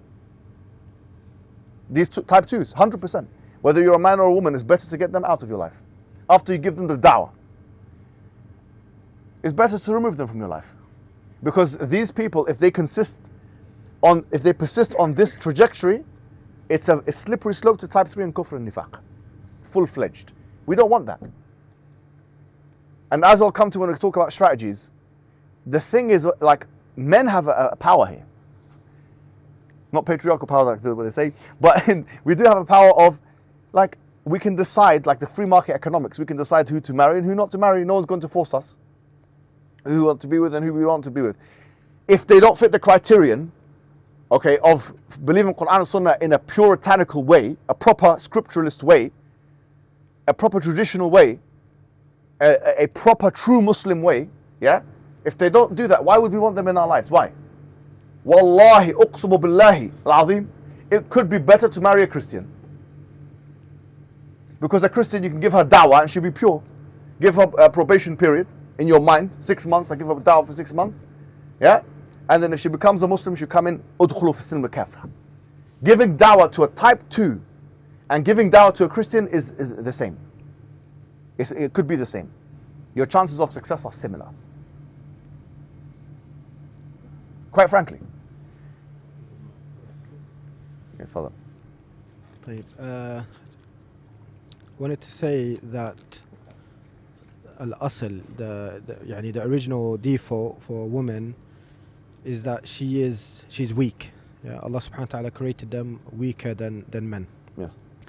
And Allah subhanahu wa ta'ala says in the Quran, وَخُلِقَ الْإِنسَانَ ضَعِيفًا. Mufassirun, they said that this is men being weak for women, so we're both weak for each other. But Allah created the woman that al-asl tattabi' al-zawj, that by default she obeys her husband. Exactly. It's more natural for her to obey her husband. It's more natural for her to be influenced by her husband or father. But having said that, we also as men have amana, and we also have more power. As you mentioned earlier, the ayah in the Quran that shows that Allah made this society, this structure. The Prophet ﷺ, he said, ittaqullah fi nisa. Fear Allah subhanahu wa ta'ala in regards to your women, your sisters, your daughters, your spouses. I'm so glad you're here today, because you're creating a good balance, actually. I realize that now. Yes. فَإِنَّكُمْ اتَّخَذْتُمُوهُنَّ بِأَمَانَةِ اللَّهِ أو كما قال صلى الله عليه وسلم. You took them with amana from Allah subhanahu wa ta'ala. And then Allah Azza wa Jal also tells us to deal with our wives bil ma'ruf, to live with them with compassion, with goodness, with mercy. And I think part of the problem is men. Of course. What do I mean? The reason why women are not women today is because men are not men today. That's true. The Prophet ﷺ, he said, كلكم راعي وكلكم مسؤول عن رعيته. And all of you are shepherds, i.e. leaders with responsibility, and all of you are responsible for their flock. And he then started with the men. The men is the head of the household. Likewise, the first people to be asked are those with authority. Yeah. So men are in authority over the household. Meaning any type of dhulam against wives and or daughters and so on, there is an Islam accountability for that. But because we don't live in an Islamic state, there are men that do get away with dhulm. And I think women, like I said, my first point, are weak. And there are many organizations and movements and ideologies with billions of funding targeting in particular our Muslim women. Yes. And perhaps from our families and people that we know are being affected by this. Absolutely. So I think that one of the ways to approach it is from a mercy perspective and a protective perspective. Yeah. رِجَالُ قَوْمُونَ عَنْ نِسَاء. We are the protectors over them, Yes. to protect them from these ideologies and to educate them. But also to make sure that we also give them the rights that Islam gave them, so they're not in need. That's true. I think that's a very good point. Yeah, I'm glad that you said that. yeah. So, some of these sisters today, that are like listening to feminist speakers and so on, I think many of them are naive and many of them are innocent. Okay. And do you know what I think is an important distinction that I should have made? And this is a very important distinction. Let's say you got a type 2 that we've just spoken about, someone who has whatever, yeah? If you've got a type 2 and they're humble, meaning if you've got a type 2 man, husband or wife, but they're humble, so they have these shubuhat, but they want them to be kind of undone, okay? They want to get rid of them themselves. It's different to having someone he's a da'i to the bid'ah. So this guy's a mubtada', okay? But he's a da'i to the bid'ah as well, okay? So this person now is calling to the bid'ah that they have. Do you know what I mean? So this individual, he or she is convinced that there's a patriarchal oppression and stuff like that. So and they're not taking it. They're not having it. This is their view, and they're trying to convince others of that. That's a different person to a person that says, I've got these doubts. I'm going to go to Lighthouse Mentoring Service. I'm going to go here and there. I'm going to try and remove this, expunge that from my heart. With the one who has arrogance, sometimes the best thing is to leave them. Because you don't want that to be, especially before the kids get into the equation, for them to infect your children with this, you know. So that's, if the person has hope, then you give them da'wah. So a lot of it is to do with the disposition, I think, of the individual as well. I'm in complete agreement with Sheikh Omar with regards to what he said about how there's billions of funding that has been given to these ideologies to target our Muslim women, and I feel like a lot of them are vulnerable, and they may go through certain situations and they don't know where to look, they don't know who to blame, so they fall susceptible to all of these isms, schisms, ideologies, etc. But at the same time, he kind of jumped the gun a little bit, because you only spoke about type 2 and type 3. I suspect when you speak about type 1, this kind of argument would suit them more rather than the type 2 and the type 3. I don't think you jumped the gun. This is my categorization. A lot of it is, you can decide to do what you want with whoever you want. It's just, But what I'm saying is, personally, I think that let me tell you the reasoning behind it, right? Adam Smith referred to, in economics, something called the invisible hand of the economy, okay? The invisible hand is that prices are set based on what? Demand and supply. Most people want to be in a companionship relationship, yeah? Most people, men and women, and this is not specific to women, as I mentioned at the beginning, this is gender neutral, man or woman, want to be in a partnership. If we raise the spiritual standard and make it a non-negotiable, for that, if you want to be in a marriage with a religious person, you're a religious person watching this, you want to be in a marriage with a religious person, then you have to exhibit religious beliefs. It's only fair. I believe in Quran and Sunnah. I believe that this is what came from Allah and the Messenger. You should believe in the same thing. You should not be influenced by these ideologies. If we raise the standards on that, then it will be diminished by Smithsonian logic. Like by demand and supply, market economics logic, if people are just more cutthroat about this, men and women, that if you're going to talk to me about patriarchy and internalized misogyny and all of these kinds of things that you're getting from the white woman, because you are trapped under a colonial boot of the white woman, you've taken yourself out of the fake patriarchy of men, and you've put yourself under the real patriarchy of the white woman, who's made all these ideas. It wasn't a black woman that made this. Feminism was not started by black women like Bell Hooks and Audre Lorde in the 1980s that came out in the Third Wave Movement. It was started by white racist women, and you're jumping under that. If you want to do that, that's fine, but I'm not interested in this. I would rather have a relationship with somebody who believes in what I believe. الطيبون. Yeah. The tayyib people should be together, and the khabith people should be together. If this is the case with sexual immorality, then bab awla is the case with aqidah. Wallahi, someone who is khabith but does repentance is better than someone who's khabith in his aqidah, and he continues to be khabith. Munharif, deviant, mubtada', maybe fasiq, maybe kafir even, and is on their way to being kafir. This person we want to remove. So type 3 and type 2 are kind of severe types, to be honest. You don't want, it's like COVID, you don't want them around you. They will infect you and they will infect their kids as well. Type 1s are the ones with shubuhat. They want to know what's the hikmah of ta'addud. They want to know what's the hikmah of the mirath being different, the inheritance being different. And they come to the man or the woman and they say, look, I believe in Allah, alhamdulillah, I don't have any, but I just have a few things. This person should be given mercy, in my opinion. And this person should be allowed to discover themselves in their own time, etc. The type 1s are the severe, the mild types. This is okay, because this person is still exhibiting a great deal of humility. This person is still solid on the basics of Islam. So you have type 3, which is the most severe, they're kafir or munafiq, or on their way to being that. Type 2, once again, they're not kafir or munafiq, but they're on their way, and they're using foreign ideology to do hukm of the Quran and Sunnah and Islamic Sharia. And the type 1 is the one with shubuhat, which we're not going to judge in the same manner. This categorization will help us understand.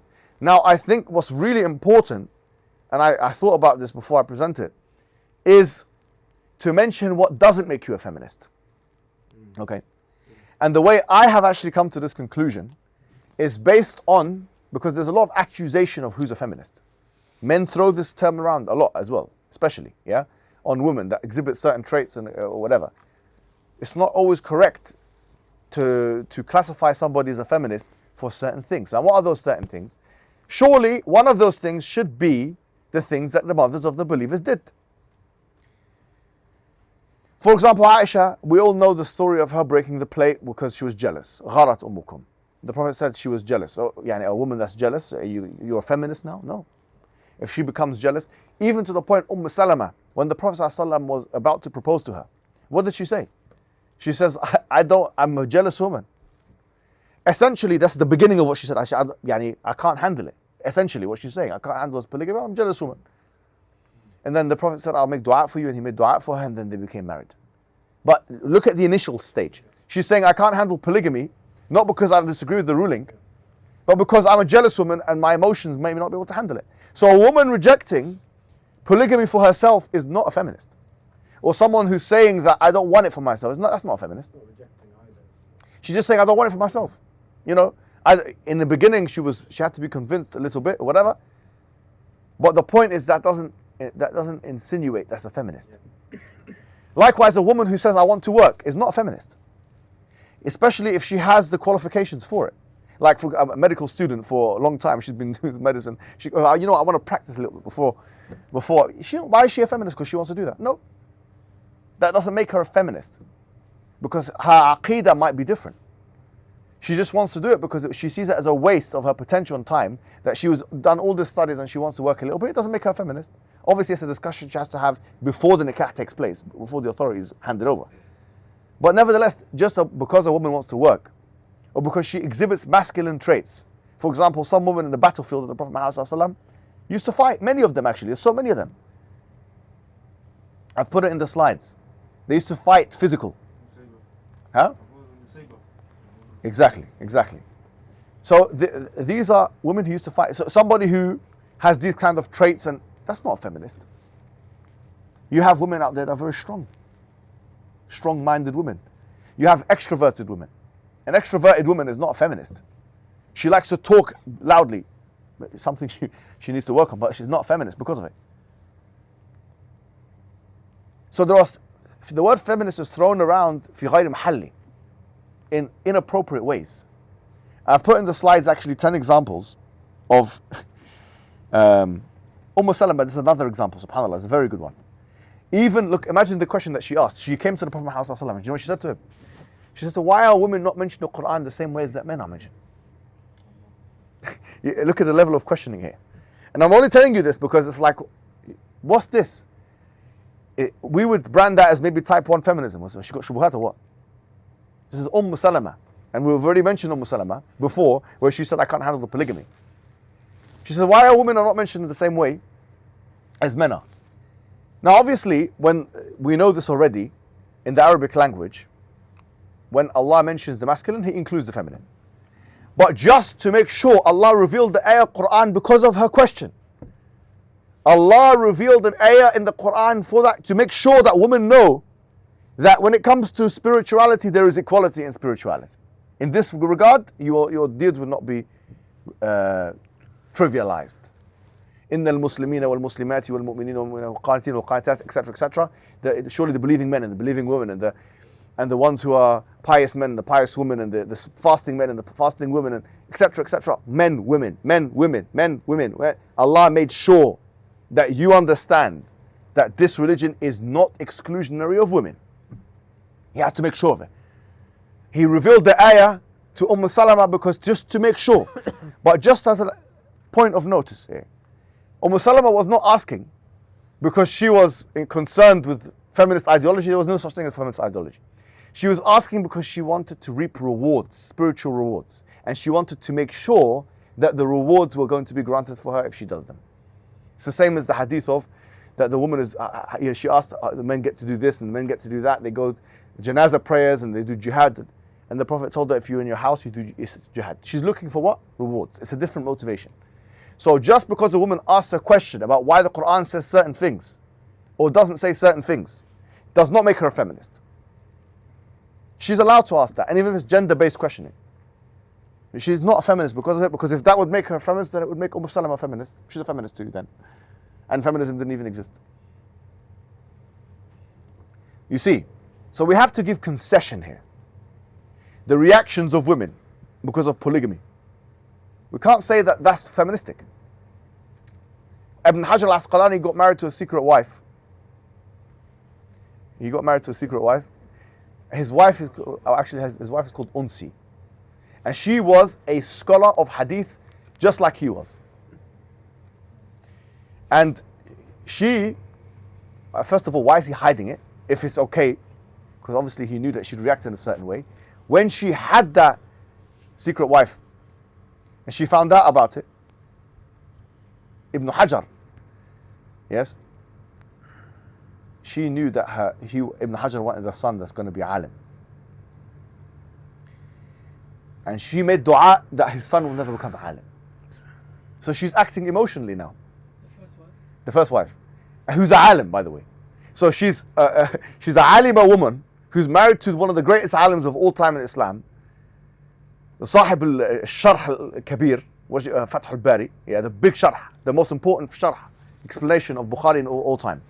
She's the mother, she is the wife of that. She is the wife of that guy, Ibn Hajar al-Asqalani. And she is reacting in a way that's erratic to polygamy. She's emotional. Oh, you're a feminist. How could she be? Just because it doesn't mean you're a feminist because you're acting in an emotional manner. So much so that I even looked at some of the shuruhat of Nawawi and others. They're talking about the hadith of the Gharat Ummukum and the breaking of the plate. And he said that she's not even, I'm not put too much in your mind here, but she's not even mukallaf for it because she was acting out of insanity. Ghair iradi. It was actually, she was acting so mad that she's not in control of her faculties. So, just because a woman's acting like that, she's not feminist because of that. And men need to appreciate that point. What did you want to ask? Just wanted to say, Unsi means Bakhur in Somali. And it's used like in Somali culture. When men are coming home, they tell their wives, put the Unsi on, basically. Yes. So maybe it came from there. And he was Shafi, isn't it, Ibn Hajar? Yeah, and Somali have accepted. Absolutely. Thank you for that. Are you Somali? No. Oh, you're Moroccan, right? No. Where are you from? Eritrea. Oh, okay. Interesting. There's other examples like Al-Khansa. Al-Khansa, we said there's lots of women that are poets, etc. One of them was Al-Khansa, yeah? Her brother died and she came out, she made poetry and she was crying and lamenting publicly that her poetry is some of the best poetry ever written by an Arab, or ever written by anybody in Arabic language. And she was a woman. She was a proper poet. Okay, she was expressing her emotions, etc., like, in public. Okay, and she was actually a Sahabi. As an example. Another example is Hafsa and Aisha. In Surah Al-Tahrim, Allah reprimands the Prophet Muhammad sallallahu alaihi wasallam, لِمَا تُحَرِّمُ مَا أَحَلَّ اللَّهُ لَكَ تَبْتَغِي مَرْضَاتَ أَزْوَاجِكَ وَاللَّهُ غَفُورٌ رَحِيمٌ. That why do you try and make halal what Allah made haram? He's not saying that it's istihlal in the kufri way, but why do you make it? To try and please your wives.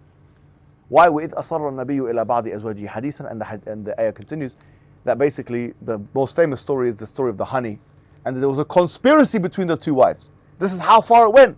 Aisha conspired with Hafsa to say something to the Prophet to make him feel uncomfortable.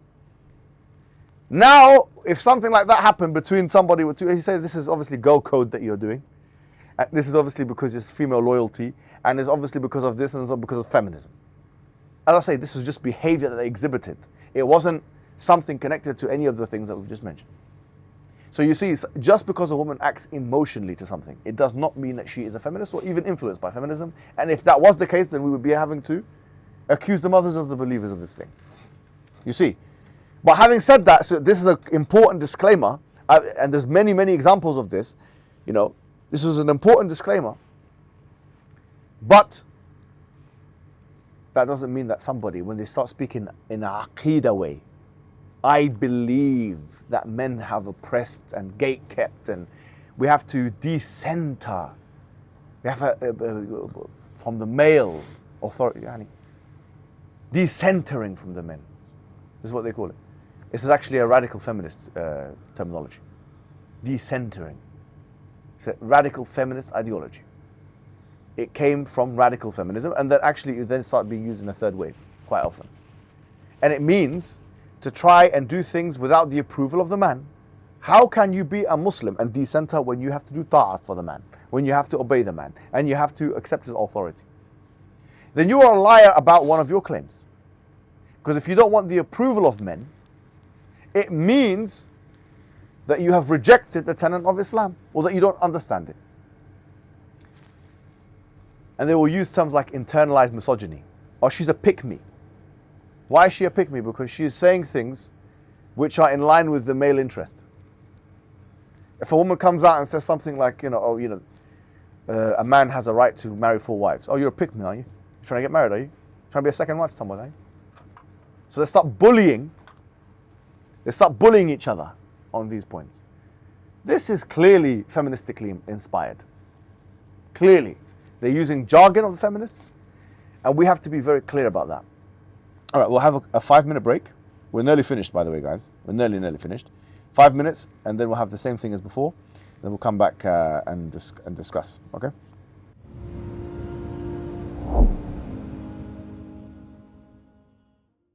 We covered a couple of things now. We covered number 1.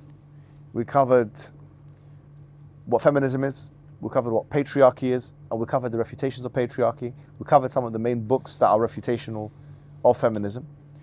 And then we moved on to some of the arguments against feminism as a whole, how it's in the best interest of men according to some, like Louis Perry and in some aspects, and who talked about the sexual revolution, and other people, economic arguments, etc. We spoke about how it's not in the interest of women, yes?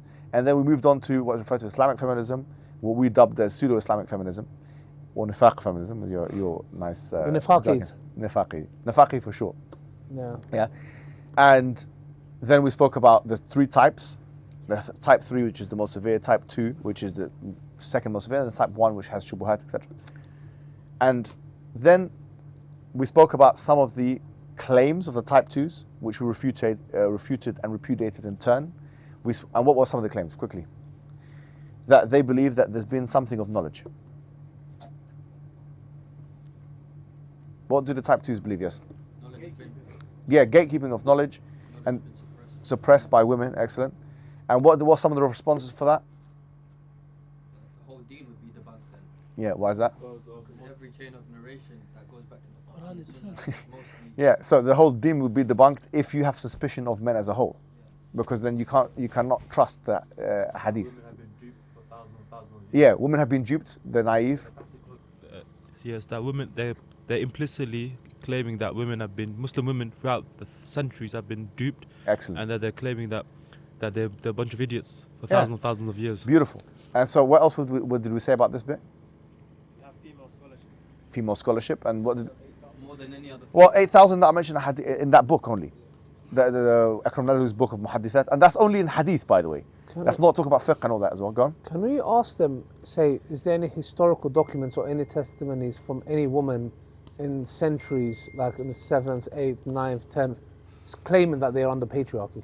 That's an excellent question. Yeah, The question, that's a beautiful question. Why is it for all these years that no Muslim woman was able to come to the conclusion, the correct conclusion of the white woman? And also, not just Muslim woman, is there anything from the non-Muslim woman in society, in history, we have documents we find and say, look, we're under the patriarchy and heavily being oppressed. Exactly. There's nothing like that. Excellent. Is there anything like that? No, there is not. Because if there was, they would have mentioned it. And what they usually mention is the Vindication, as we saw Mary Wollstonecraft as the first major book of first wave feminism. That was in 1792. Can we use the fallacy of presentism in here then and say you are basically saying that because you deem to be under a patriarchy that throughout history every woman was. And do you have any documents to prove it? Absolutely. No, these are good arguments. Yeah. An opinion that I reached, a humble contribution that I'd like to run by you and see what everybody thinks about it, is also if they were to use that theory that because men narrations and everything, the theory that you brought, that can't be the case because of different empires at different places at different times, all being simultaneously agreed on one thing. Statistically, that is nearer to zero than zero because even in Islamic sciences, as you know, which is, I think, in my opinion, the most in-depth science ever. The highest level of hadith is mutawatir, which is built on the fact that different places at different times and different narrations that say the exact same thing. Therefore, this can't be fake. Yeah. So just to add to that, so you're debunking the whole mutawatir thing as well by saying. Exactly. Ijma', tawatur, asanid, everything. So, excellent. Beautiful. Okay. The last part of it is just to mention the following. We need to bring spirituality into this a little bit, and also psychology. Any question? Yeah? No, I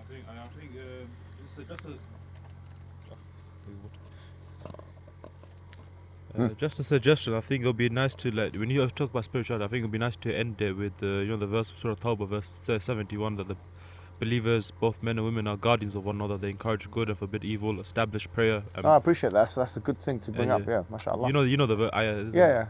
وَالْمُؤْمِنُونَ وَالْمُؤْمِنَاتُ بَعْضُهُمْ أَوْلِيَاءُ بَعْضٍ, right? Yeah. Look, it's very good, but when I say about spirituality and psychology, these two things are really connected, yeah? Because psychologists would use terms like resentment, and so would spiritualists. Like, for example, I told you that book that I recommended to you in the beginning, Christina Hoff Sommers, and she wrote that book. Who remembers the name of the book? Who Stole Feminism? Yeah. Very good book, I recommend it. And in chapter 4 of that book, she talks about some psychological reasons. And she says the real reason why women have this, a lot of women have these issues, and she talks about women, right? She says the real reason why a lot of them have it is because they resent men. They actually resent them, okay? Some people have gone through some traumatic experience in their life, or they feel like the world is against them, and they have, she calls it righteous indignation, okay? So she feels like the world is against her, or these men are against her and stuff like that. Now, from our perspective as Muslims, clearly, that's a marad al-qalb. That is the disease of the heart. And so a lot of these issues, you've got to treat them intellectually, but you've also got to treat them spiritually. Because if someone is haqid, maghlul, someone has ghil and hiqd, resentment and contempt, hatred, karahiyah, towards another believer, that's something that they, as a Muslim, from a spiritual perspective, must realize that they have to expunge from their hearts. If they don't realize that, then they are exhibiting Luciferian traits. These are the ana khayrun min. The devil, Lucifer, was very angry with Adam because he was jealous of him. And that's where it will lead you, to arrogance and rejection of the deen. So somebody who's concerned with their own spirituality must do tamheez of the qalb and tazkiyah of it. That's why the famous Sahabi who was promised Jannah, he said that before I go to bed every night, I make sure that I don't have any ghil, I don't have any hiqd, I don't have any resentment towards any of the believers. And there's an ayah in the Quran, رَبَّنَا لَا تَجْعَلْ فِي قُلُوبِنَا غِلًّا لِلَّذِينَ آمَنُوا. We have to make dua, Surah Al-Hashr, that we make dua in chapter 59, that, oh Allah, let us not have resentment in our heart for the believers.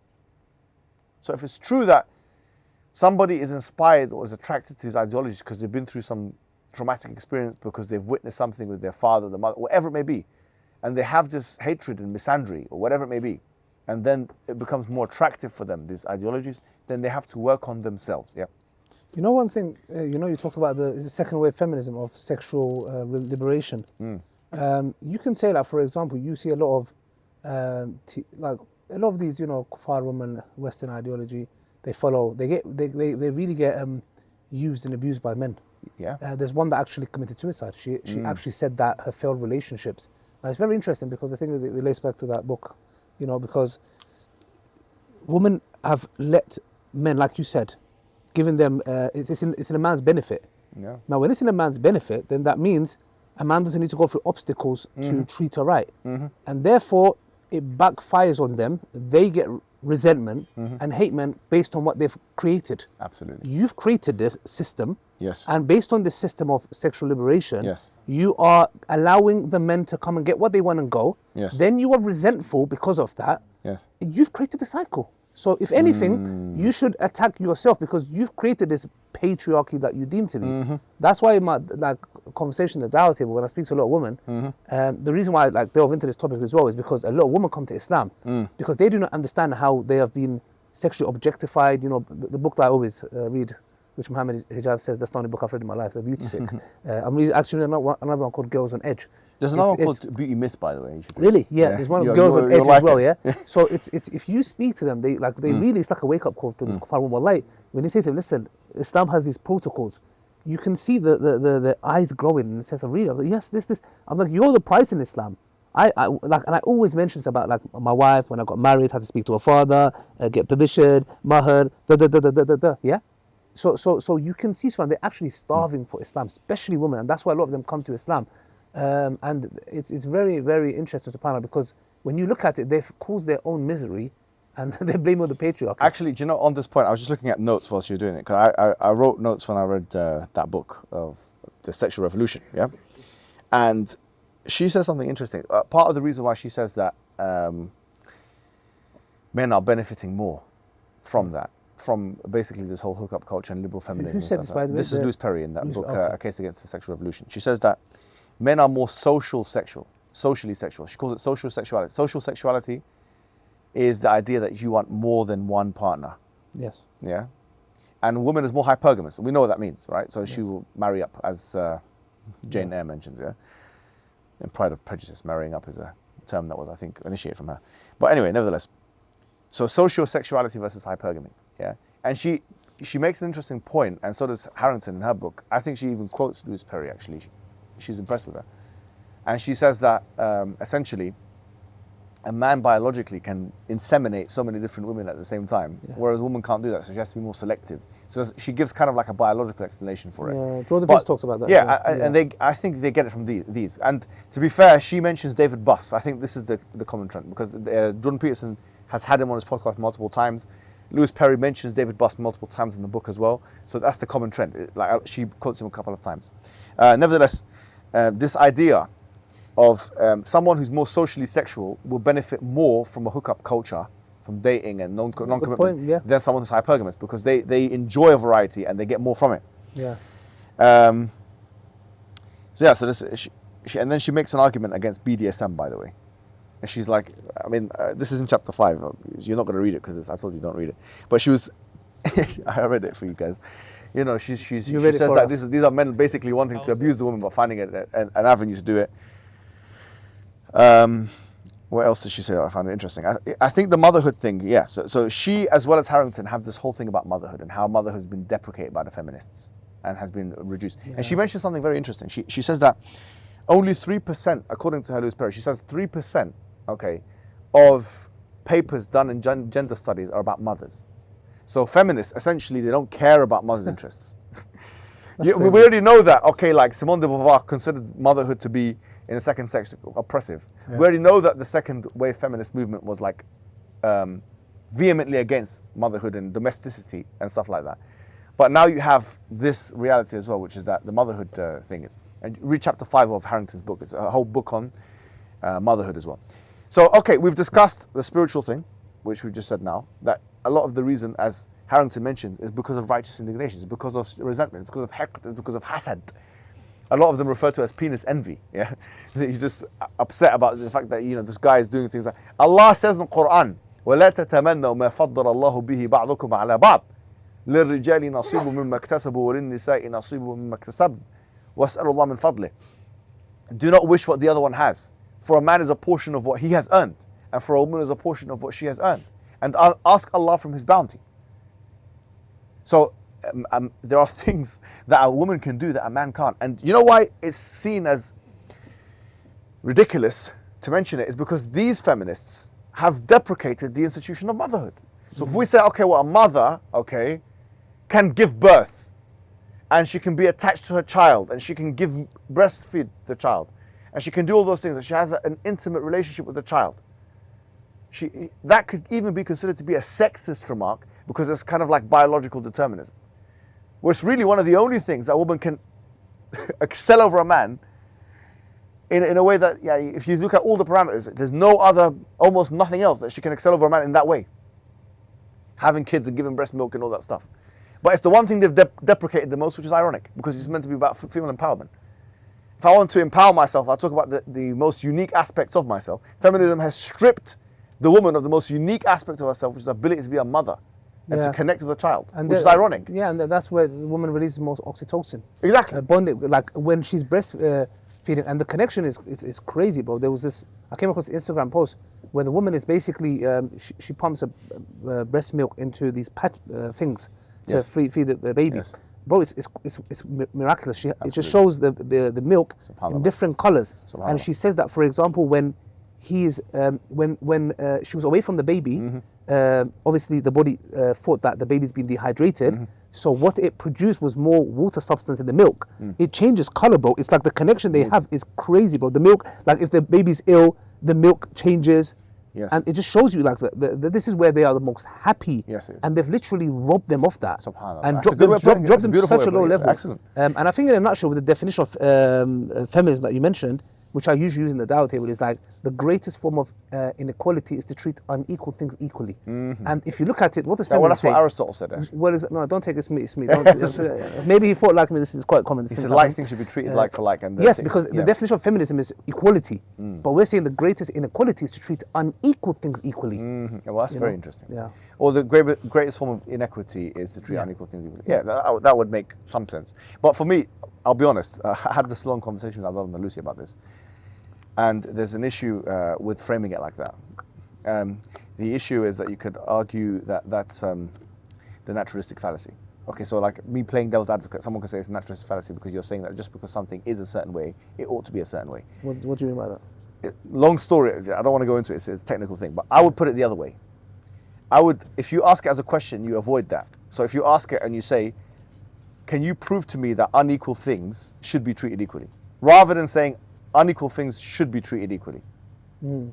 Should be treated unequally. If you make the claim prescriptively, then they'll say that, well, you're falling into naturalistic fallacy, is ought fallacy, because just because something is a certain way doesn't mean it ought to be that way. Whereas if you ask it as a question, then you avoid it. It's a fine distinction. But from an argumentative perspective, that's the way that you could circumnavigate. I wanted to ask you guys a question now, since we've pretty much covered all the main content. We've got 3 types of Pseudo-Islamic feminist or nifaqi feminist. It could be a man, it could be a woman.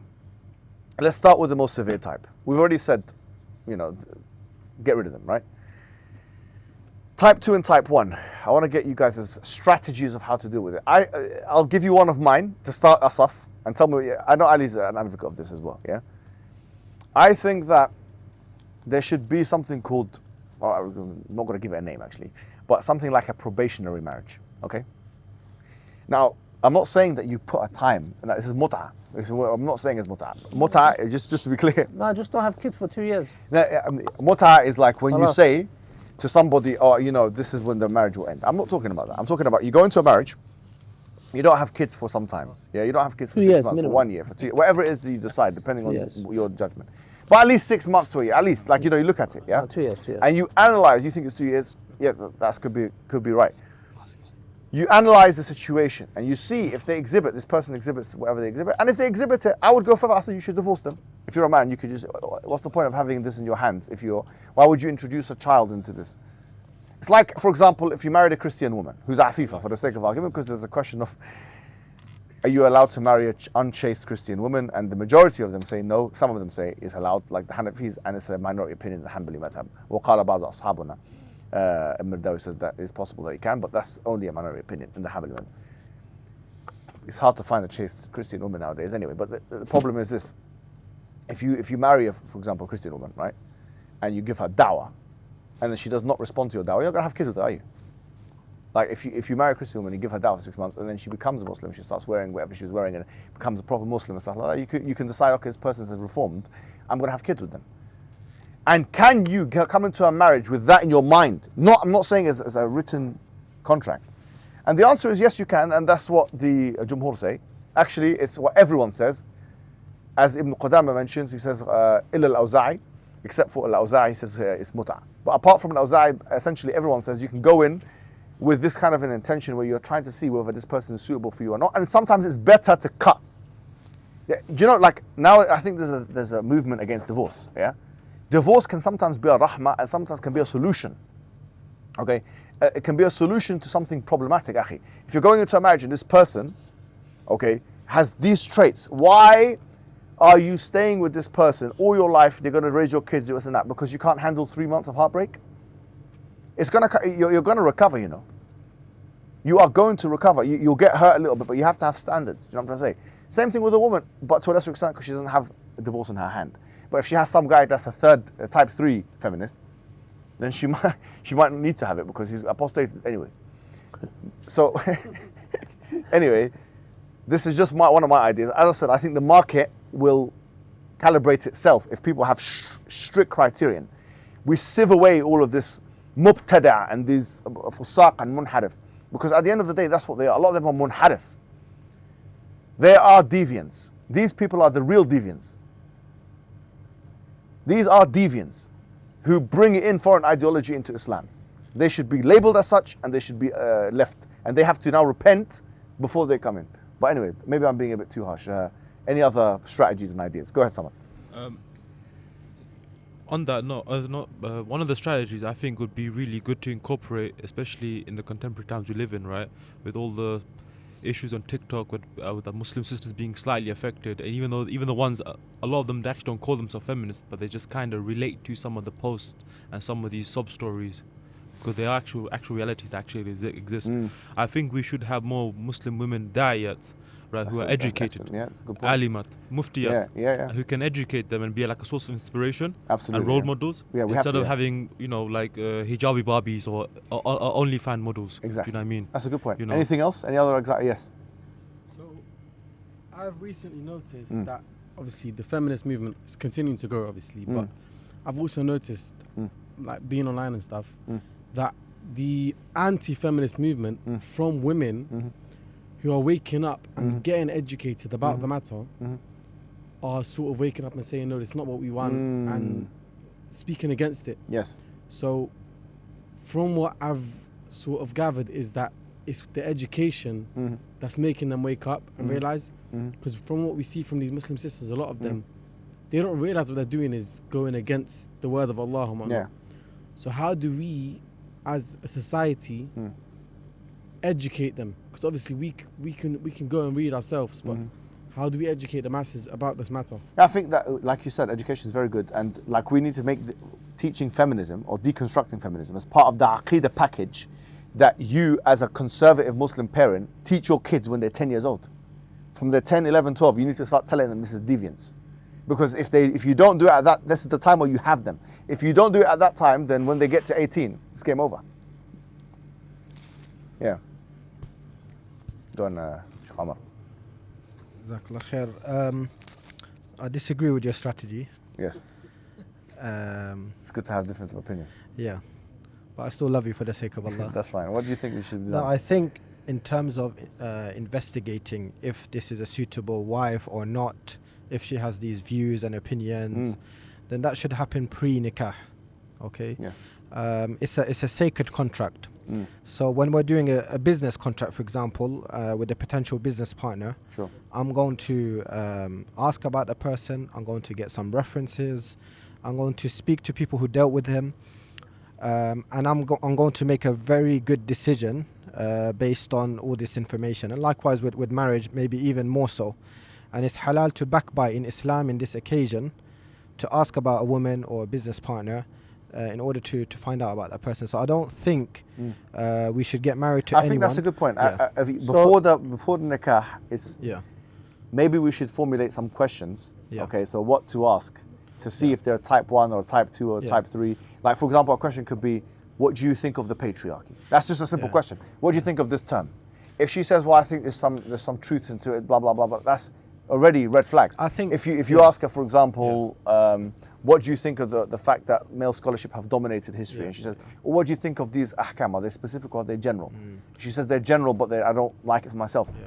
That's different, you see? I think there are ways to find out what Well, the type of so person. they ask them what do they think about Ali Dawah and Mohammed Hijab. Ali- If they yeah. don't like us, then that's a red flag. The manhaj. Yeah, you test them with... It's actually with- funny. with- Yeah. It's actually funny because there's one brother who works for us at Salam. He was getting to know a sister for marriage. He goes, I told her, I work with Ali Dawah. She laughed, she thought he was joking. He goes, no, wallahi. She goes, really? He goes, wallahi, but she blocked me so fast. You know, I said to myself, this is a blessing from Allah. You know what we can do is, can we spy on them?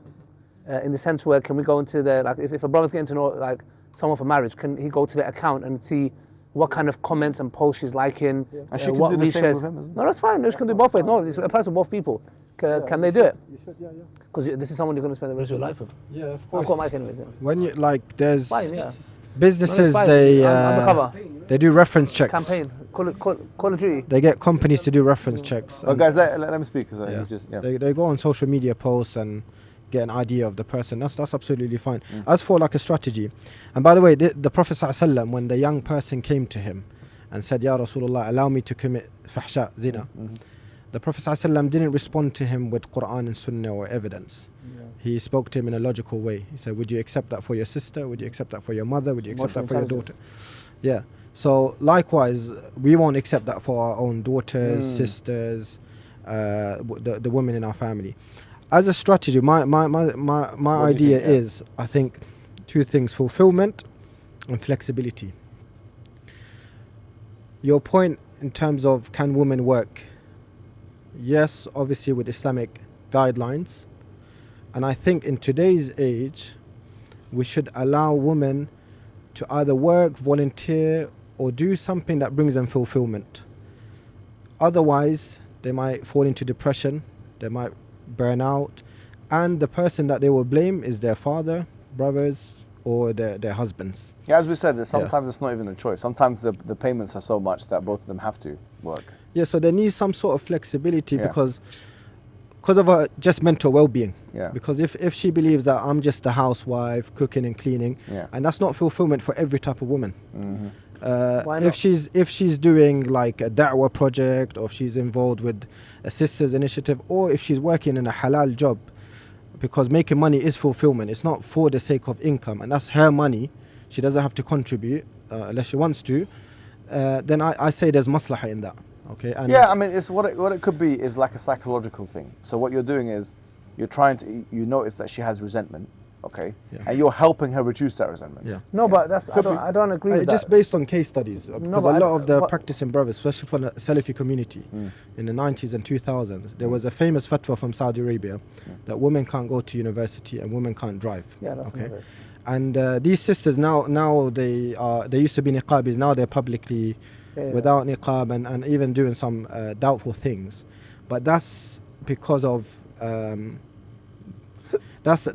based on case studies, lack of fulfillment. They felt depressed, they felt burnt out, They felt like they were restricted. So I think Islam does not forbid a woman working within Islamic guidelines. If it's going to bring her some fulfillment, then I think there's a maslahah for the husband to allow that. No, Like the but Prophet the- sallallahu alaihi Yeah, wasallam- but then okay, Yeah. so we all agree that Yeah. No, no, we don't agree. he can allow it, Yeah. but the question is if he decides not to, No, because now the authority becomes in his hand. No, like, the question is not even that. Yeah. Why is it that they are programmed to not find motherhood where studies show that they are the most happiest as not being fulfilled?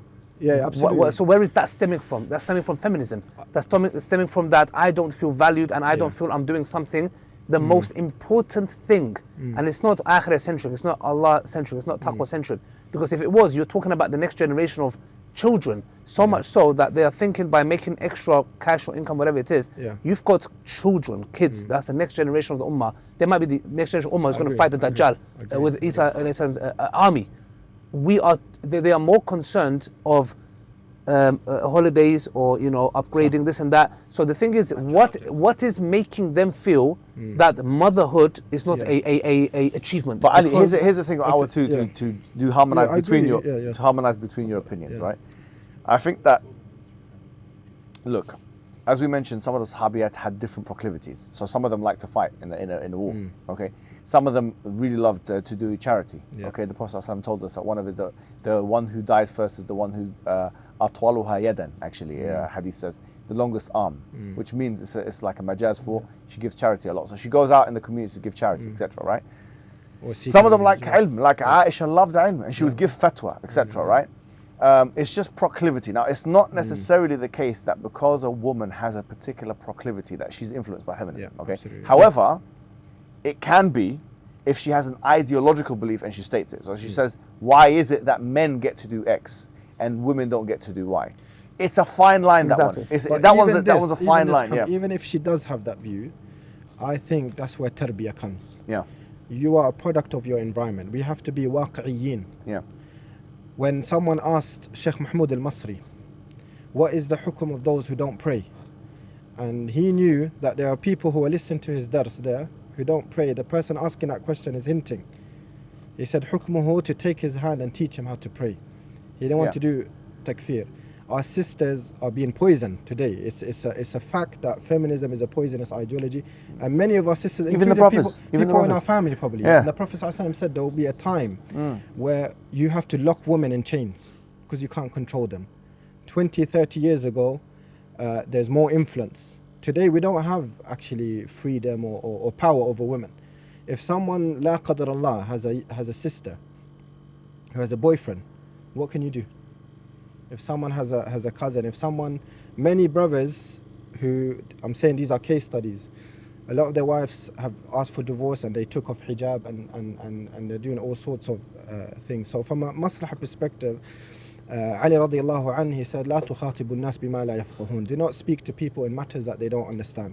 This is going to be a gradual thing. We need to do tarbiyah. And ولا تجعل الشيطان عونا لأخيك as well. The hadith of the Prophet. I think we need a Don't decade, let 10 the devil years be of friend of your brother. of removing this from our society. It needs a lot of tarbiyah, starting with our own daughters, inshallah ta'ala. And fulfillment will protect them from feminism. Yeah, so I think there's a fine line. As just to put my 2 cents here, I think that you're absolutely right. If a woman has a strong urge to do something, whether it's volunteering a charity or something like that, it might not be wise for the man to try and inhibit her, because then she'll have that resentment, and the resentment can become feminism. Yes. So we don't want to. As we just mentioned, a lot of feminists become feminists because they are being inhibited. It comes from some kind of... So that one's a tricky one. I wouldn't say she's definitely feminist. It depends on how she states her belief. If she says, why do men get to do X and we are only mothers and she's trivializing her own role as a mother, that one's a little bit more sophisticated. If she's a very intelligent woman and she's great at science, then she goes into medicine. Like I said before, I gave that example. Like, she might want to practice a bit because why do 6 years and then not be able to do anything with it? That stuff is sensical. Like, Because the Jews and the Christians will be the doctors of us. Sisters and but she has to marry a guy that basically understands that and accepts that and is flexible enough with that or whatever, and not every man will be like that. Do you accept the type 1, type 2, type 3 categorization that Mohammed Hijab gave? No, I don't agree with any. We're talking about how to deal with it. Yeah, If yeah. someone does have these views, then it needs Accepted. But do you accept his type 1, type 2, Well, it's type not 3 wa- it's not wahi, categorization? Yeah? Yeah, it's fantastic. Yeah, so if that's the case, then of course, I think what you're saying works for type 1. But type 2, type 3, especially type 3, is munafiqeen.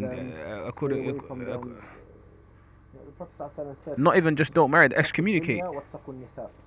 Because the two things that destroy the ummah today, especially, is the dunya, hubb al-dunya, and women. Even non-Muslims, this is now written in books about how to be a successful businessman. One of the pitfalls of being a successful businessman is women. Trump was bankrupt because of women. Well, look at him now in the Epstein But files. they'll say, Look at the Epstein files, exactly. but they'll say what you just said is misogynistic. That's where we're at with these kind of things. Like, you need to be very careful what you say. So this is, but I think that's normal. My point is that though, because I feel like we are totally ridding women of accountability. Like, I genuinely see that, and that's so dangerous because we're just like, oh, men. And I agree, by the way. I blame men, and I've talked about this a lot, because we are the ones that Allah's given us that thing, and men are not men today, you know, which I've told you many situations. You know, university talks are being cancelled because a few sisters are crying about something that's not basis. So men are to blame eventually, but what we're doing is we're ridding women of accountability, and already they sadly, yes, they don't have it. It just gets worse when we just blame men all the time, because they should take accountability. Because how are you going to rule over a woman that doesn't want to be left? We need to wrap up because of the memory card, and the battery. One last contribution. Hossam, you want to say something first? And you didn't want to say anything? Okay, go ahead. I'll go after him. Yeah, go on. Whoever you go first. Yeah. I think when you're talking about as well, sort of solutions and things, how we can go. You know, you were saying vetting the sisters or things and things Even like the that brothers, before marriage, etc. Brothers as well. And I think I've mentioned this before to you and to a few people about social media, obviously, and we need to sort of put an agreement in that into marriages that you're saying about, you know, looking at sisters' profiles and seeing what kind of things they're fit. I say even going further than that both the brother and the sister should be like, you know, remove themselves from social media, remove that element as much as possible, trying to roll back and you know, this is what's causing a lot of problems these days. This is one of the key things. A lot of it is coming from social media. And you know, Sheikh Omar was saying about, you know, giving them fulfillment to go out work. Because one of the problems is if they're at home, then what's the thing going to be doing is on social media, and then they come across these posts, doom scoring like everyone does, and then that's where you come across these corrupt videos and things that you know, corrupt men and women. Absolutely. So I think that's a key. So there's like self-regulation. There's strategies for someone, for themselves, and there's strategies with how we deal with each other as well. Sure. Yeah, keep them busy and good. Jazakumullah khairan, everyone. It was a fantastic session. We've covered so much ground. I think he wanted to say something. Do you want to say something? Yeah, go ahead, please. Yeah. Do we have time? Yeah, go ahead. Really quickly. So, brother Sahib said something beautiful. He said that you know, on TikTok, usually the feminism and Instagram and a lot of things happen on social media these days, and there's a lot of pushback coming from women themselves these days against the ideology of feminism. Like, why wouldn't I want a man to take care of me? I want to be a stay-at-home mom. This is my dream, and whatever, and so on and so forth.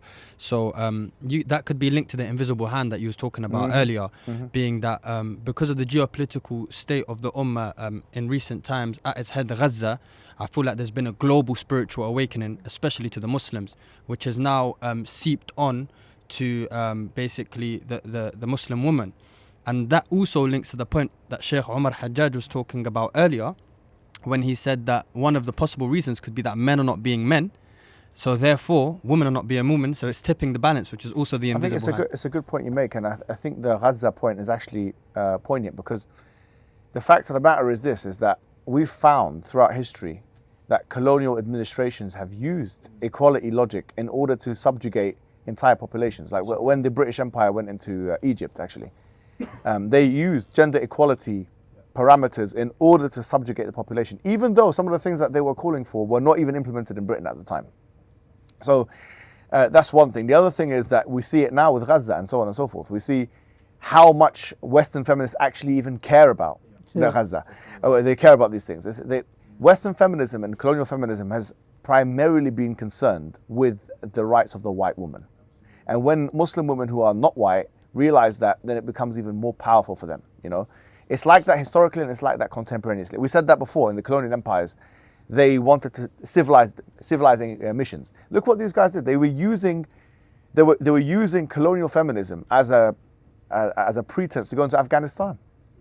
And they're talking about women's rights and stuff, and you've got Trump he's doing what he's doing, and you see if you look at the Epstein files and what he's done, it's absolutely shocking. The sexual stuff with the 12-year-old and all these kind of things that he's bite the penis and all this. I don't know if you saw it. Crazy. And he's the one going to talk about Afghanistan and talking about wars and talking about these. And these are the same people, the ones in the Epstein files, that talk about emancipating the women in Afghanistan, and they're killing the women in Afghanistan. How many women have they killed? And they're using feministic jargon as a means, as a pretense to kill the women. So surely a woman who has solidarity with her other Muslim woman will look at that and say, well, actually, the feminists have not been on our side. It's a good place to end this. Just one strategic thing to use is, please. you mentioned as well, that Muslim feminist women are 10 years behind. We really need to capitalize on these heads of these feminist non-kuffar to awaken the Muslim woman and say, listen, if you think about it, they're 10 years behind, bro. No, even more these women are coming in, they're insulting feminism. Some sisters are still thinking that's the wave. So it's very important to capitalize on these women who were the forefront. Like, who was the one that was promoting about not getting married and she got married herself? For example, Simone de Beauvoir. Yeah. But she didn't get married. She was promoting lack of housework and stuff, and she was cleaning up the house for John Paul Sartre, her boyfriend. And stuff. Yeah, absolutely. So I mean, look, you make excellent points. Everyone's made really good points and contributions. I'm happy that there was diversity of opinions here, because sometimes I can get a little bit passionate with these kinds of topics. So it's good that we had diversity of views and opinions. And I'm happy that we spoke about the strategies and made it applicable as well. Like, what would we actually do and how do we change the society? And with that, we will conclude. And I'm sure you guys have benefited. There's no question that you have. This is cutting edge information, and great minds in this room, mashallah, influential minds. We've also got Ali Dawa here as well, and other people. Hopefully you've benefited. Wassalamu alaikum wa rahmatullahi wa barakatuh.